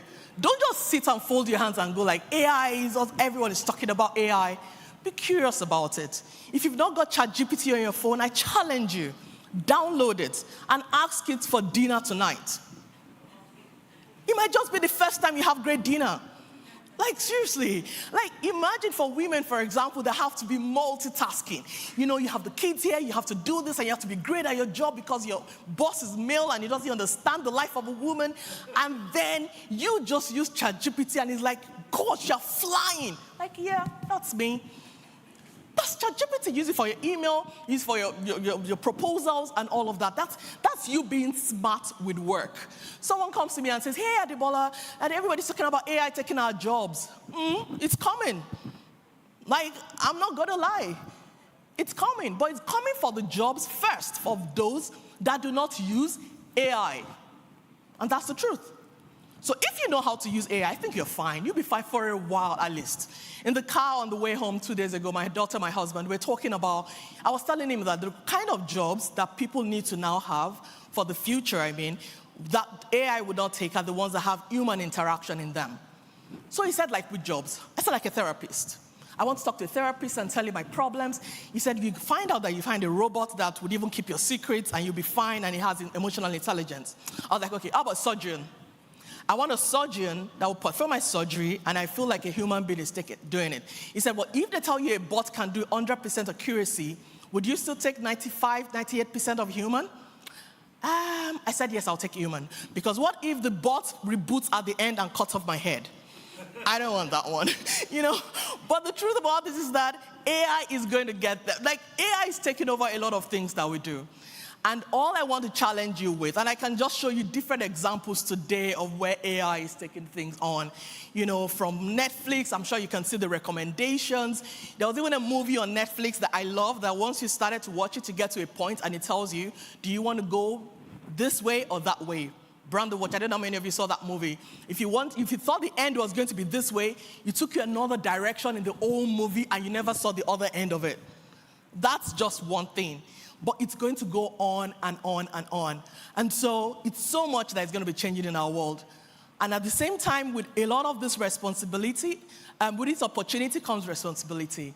How do we manage bias? It's about having a voice. What's your voice? What's your journey? Do you put that out there? If you've got LinkedIn, you've got Twitter, you've got everything, that's what AI is picking. That's the data. It's not the data in your boss's computer somewhere. It's what you say. So whenever you say something out there, be very responsible with it. Just think about it. Is it being unfair on somebody else? Is it prying into somebody else's privacy? Think about things like that. And then when you put out your own voice and then you add to great things happening in the world, I'll tell you the way it looks. Imagine that right now, we're just talking about AI. It's at the beginning, right? In a few years, I'm hoping, I kept saying it, when I'm gone, I'm dead and old and dead and gone, is when people start flying and things start going this way and all this is weird. Yeah, maybe then. But imagine that now we're laying the foundation for how that will look. You are living in the world now. What are you contributing to the way that it would be in the world for them many years to go? So if you've come into humanity at this time, you've got a big job to do. Contribute to it. Find out about it. Ask questions. Why are there no female testers looking at this particular software? Why? Because their point of view is important for the way the software will be built. Whenever you see things not being so inclusive, ask questions. Whenever you see an opportunity about where the world can be better, put it out there in the world. It will pick it up as data. It will show it to a young boy in Zimbabwe about the way the world is and how inclusive and how great and how massive it can be if we all just do it and do it together. So it's not so much about what is in it for you. It's about your journey being a story, about you writing out that story somewhere for someone to take in. You taking responsibility for the things that you do, and then making sure that you don't sit at the back and wait for the world to happen. You take action. In your team, if nobody is using ChatGPT, be the person to put your hand up and say, can we please just use this to improve on our work? It's as simple as one person leading the way, and everybody just looks at it and says, okay, what can we do? As we talk about this, I keep saying, don't forget about the bias. Very important to make sure they are questioning it. But when you use it for good, it empowers you to be better at your job, better as a human, better at knowledge, and a better human being at the end of the day. And then we can all say we've come into the world at this time, we've made an impact, and our children will be very grateful for that. Thank you.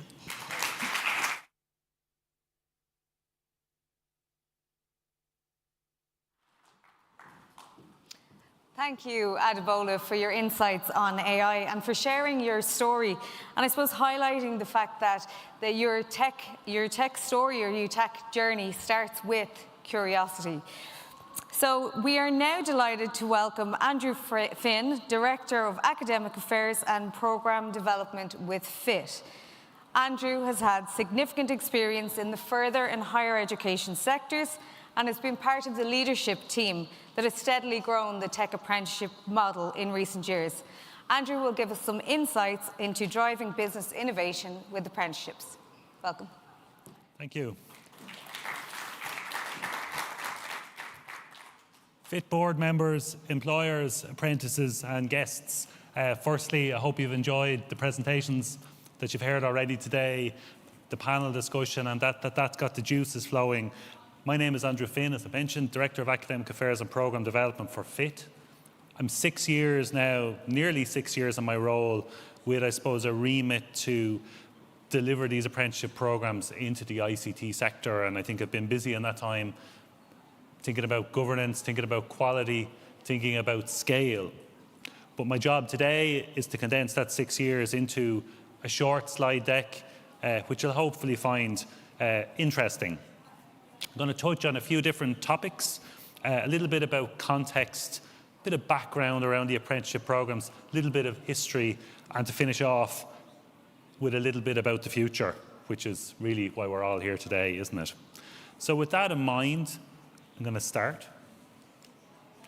So we're all really conscious of businesses navigating, I suppose, the whole ecosystem into 2024.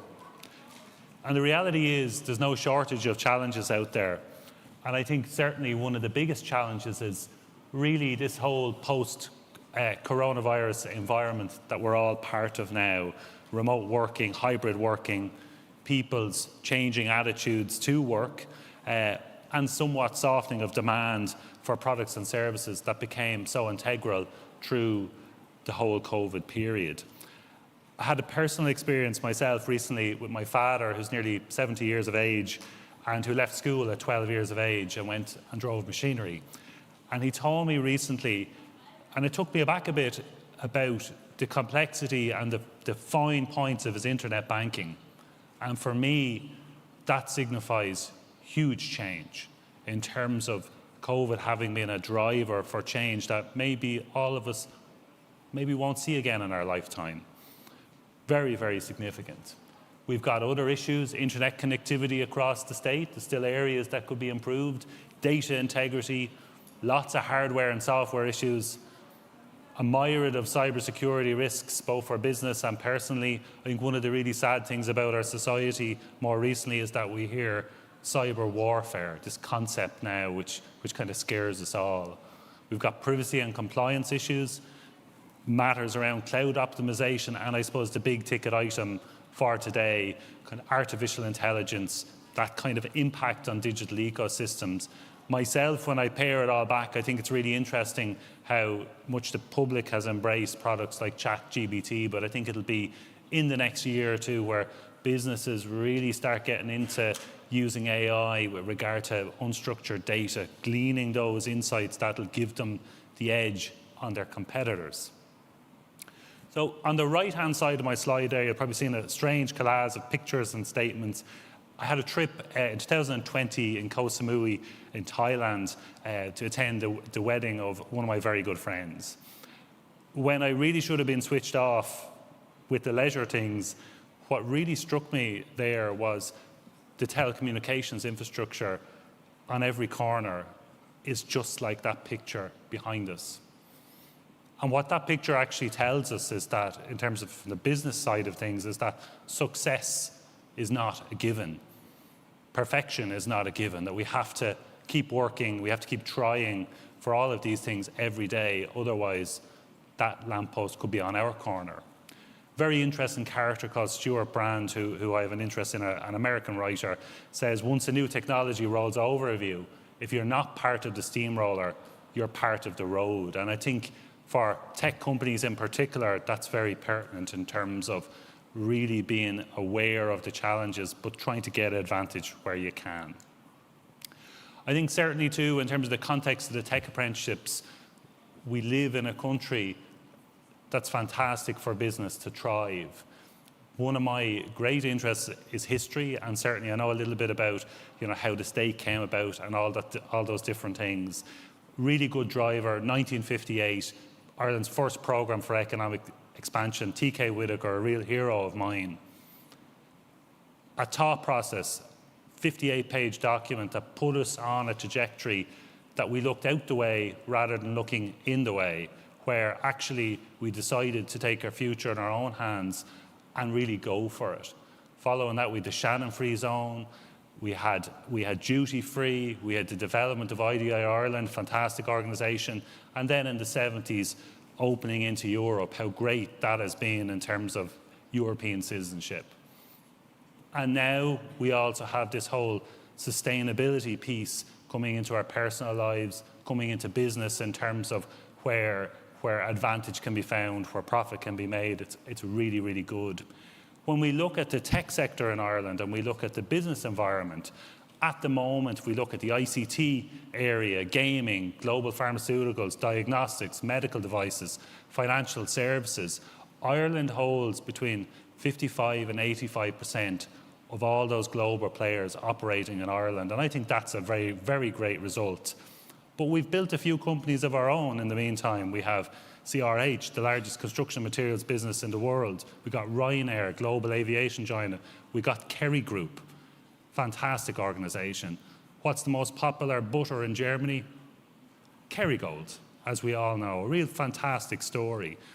The statistics tell us that in Q3 2023, foreign direct investment inflows into Ireland, nearly 20 billion euros, a staggering sum of money. But foreign direct outflows from the country, from our own homegrown business, over 40 billion euros. And that is exceptional performance for any country. You'll see two grainy black and white photos on the right-hand side. The one on the left was taken not 100 metres away on the pitch. That's Michael Collins throwing in the ball at the 1921 All-Ireland Hurling Senior Final. Fantastic shot, but a couple of weeks later, Michael had another job to do in Dublin Castle when he presided over the handing over of the state to the Free State from the British. We all know lots about history in that space, but one of the very interesting facets of it is that many of the British administrators who were departing, people who had spent their lives growing up the services of the state, they were thinking, well, these Irish young lads, will they be able to run the state? Will they be able to manage to hand over the pensions that are going to still have to be paid? Real concerns. And I think about, when we look at the actual performance, what would those men have thought about our progress as a country? I think it can only be, as IDA have there in their logo, extraordinary. Behind all of that, I suppose, progress has always been a focus on highly educated graduates. In Ireland, it's the Higher Education Authority manage that in terms of the governance. They make sure that there is a social, cultural and economic development through, I suppose, the development of different higher education institutions in Ireland. And as a person interested in education, I'm interested in all education, and I think there's no doubt that in that space, that higher education has been multiple drivers for economic growth, improved equality of opportunity, has engaged citizenship, and has provided centres of research excellence. Think about topics like cancer research. There can be really nothing more important in the space. When we look at traditional modules of education in terms of your degrees, your honours degrees, postgraduate qualifications, maybe 4+ years, broad in scope, they come from organisations in Ireland that are around sometimes many years. Think about Trinity College, 1592. The picture on the left, that's the long room in Trinity College. You can smell the wood in there and the age. Those institutions will probably be still there in another 300 to 400 years. And they have unlocked a lot of potential, but not for all people, for some people. When we think about Ireland, certainly some of the genesis around tech apprenticeship has been to try and kind of change mindsets, change kind of traditional thinking. How many households in Ireland talk about, you'll study medicine like your father. If you're not in college by September, you're on the street. Your accommodation alone is $8,000 a year. Don't mess it up. You could be the first person in the house to go to college. And then the killer blow, your mother is so disappointed.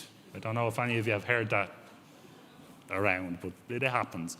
But really, that's a collage of, I suppose, a national thinking that grew up when, in a time, people had, for the first chance, the access to send their children to higher education. And in some ways, that narrowed things a little bit in terms of thinking. And I think we've done some work in recent years around addressing that.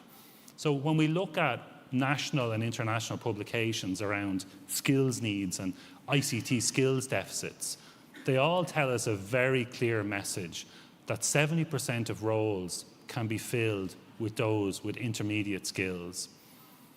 Work-based learning can provide the opportunity to access a full and diverse cross-section of society in a way that maybe other roles can't. It is a fact that when people sometimes leave school, they want to go straight into the workforce. But why is this all important? Why is it important for business? Why should an employer pick up these programs? My own view, firstly, to foster innovation, to solidify solution-driven mindsets. I can assure you, every technology company that onboards anybody is looking for solutions, is looking for maybe people that think about things a bit different, to also create a culture of mentorship and growth. And finally, and I think not unimportantly, to really develop future business leaders. And what do I mean by that?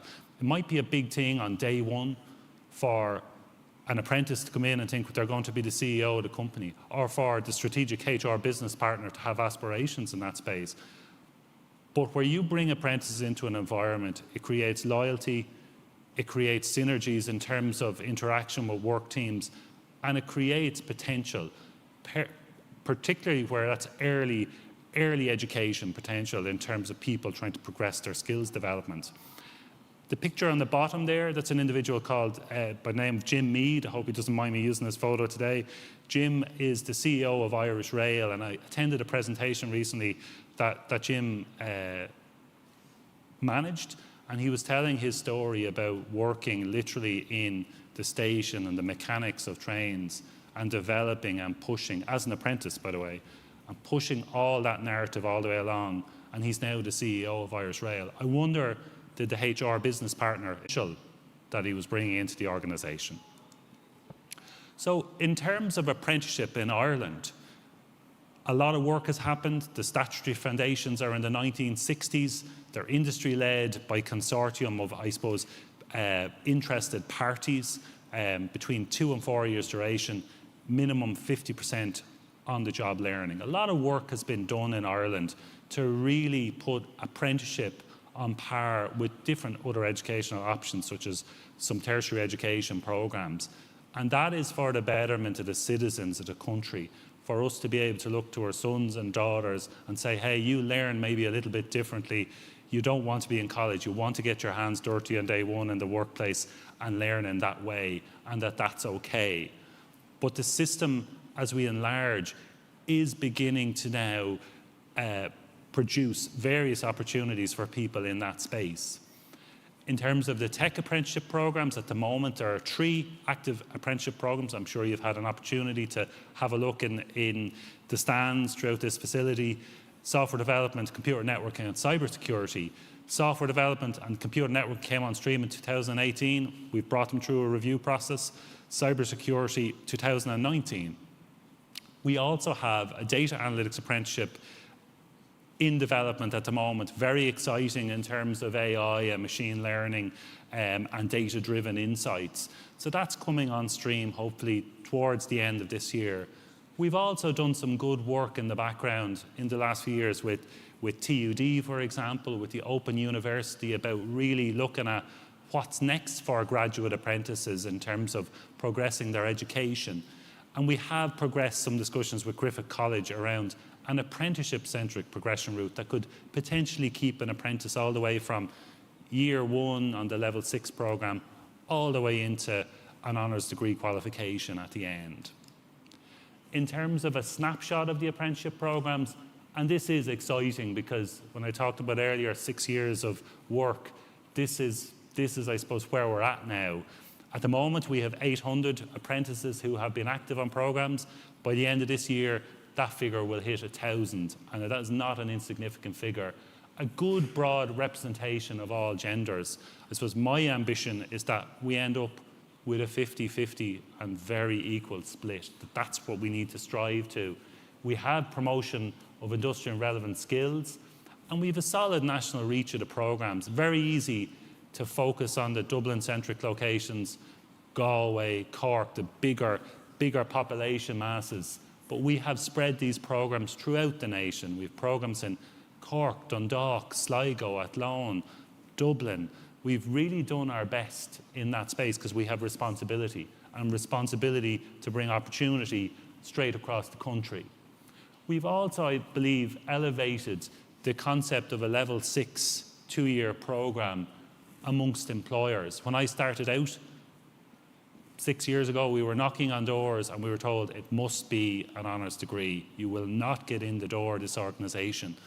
And that was difficult for FID. It was difficult for us. But we kept knocking on the doors. We kept showing people candidates, great candidates. And over time, we brought down that barrier. It's now, I think, generally accepted out there in the IC sector that actually apprentices can contribute, and that they can not only contribute but help grow the businesses. We're really proud of our civil service implementations, and I know there are lots of stakeholders here today in that thing. It's been a huge privilege to be part of that because it's part of the initiatives that will hopefully sustain, not in 2024, but in 2034 and beyond. Really, really important. And we also have multiple examples of large-scale employer onboarding. So what that means in terms of companies looking for full groups of apprentices, not just one. really getting behind the initiative. And what I would say to everyone today is, if you're an apprentice, a candidate, you know, be curious, make your application. If you're an employer interested in a program, please do just go for it. Maybe start with one apprentice, but FIT will be there to support you in that journey. The reality is, we actually can't do it without continued support. We can't do it without, I suppose, the diverse input from stakeholders along the way. So I'd just like to finish and thank everyone for your time today. I hope that was insightful. Thank you.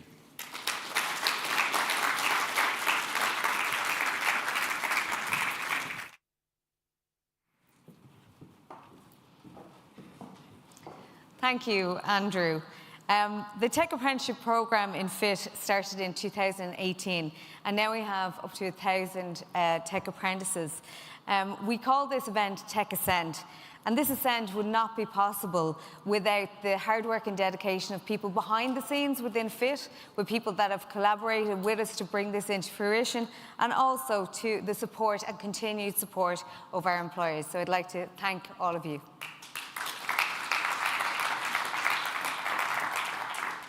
So as we reach the end of our agenda for this afternoon, we'd like to thank all of our guest speakers, our discussion panel, our wonderful audience, and the exhibitors that are here today. We are here today in support of growing the Tech Apprenticeship Programme in Ireland.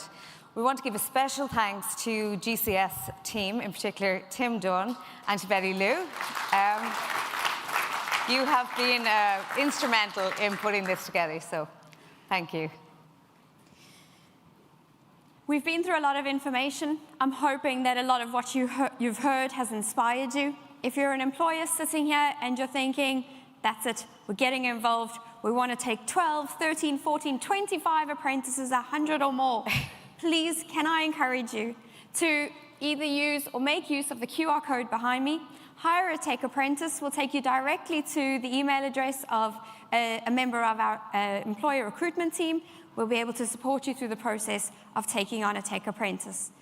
If you're somebody who is sitting here, you may be like Jenny, you're a career changer. Maybe you've already got all the tech skills and you want to do something with it, and that's why you're here today. There's also a QR code there for Become a Tech Apprentice. It'll take you directly to our applications page, where we'll be able to then guide you through the process of becoming a Tech Apprentice. Now, there's just a very special thanks I want to give today, and it's a huge privilege actually for me to do this. John Doyle is an apprentice with Google. John arrived at the event today.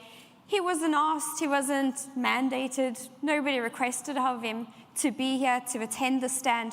He's stayed on the FIT stand the entire day. He's been able to provide his experience. He's spoken to everybody who's attended and really supported our team on the FIT stand. So I really want to thank John for doing that, because it's that kind of, I suppose, standout behavior that sets people apart. So if we can give John a round of applause for that.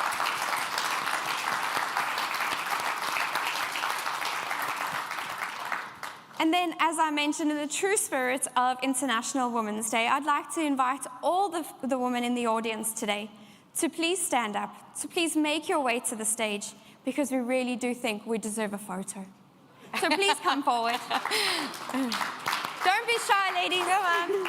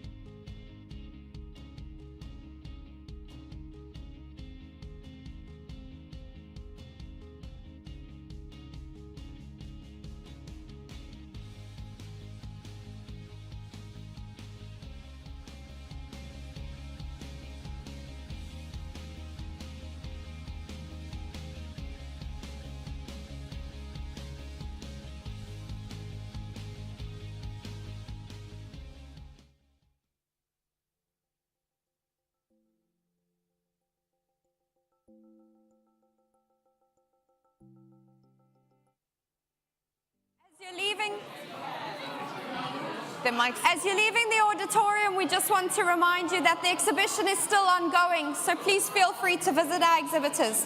Thank you and good night to everybody. Thank you.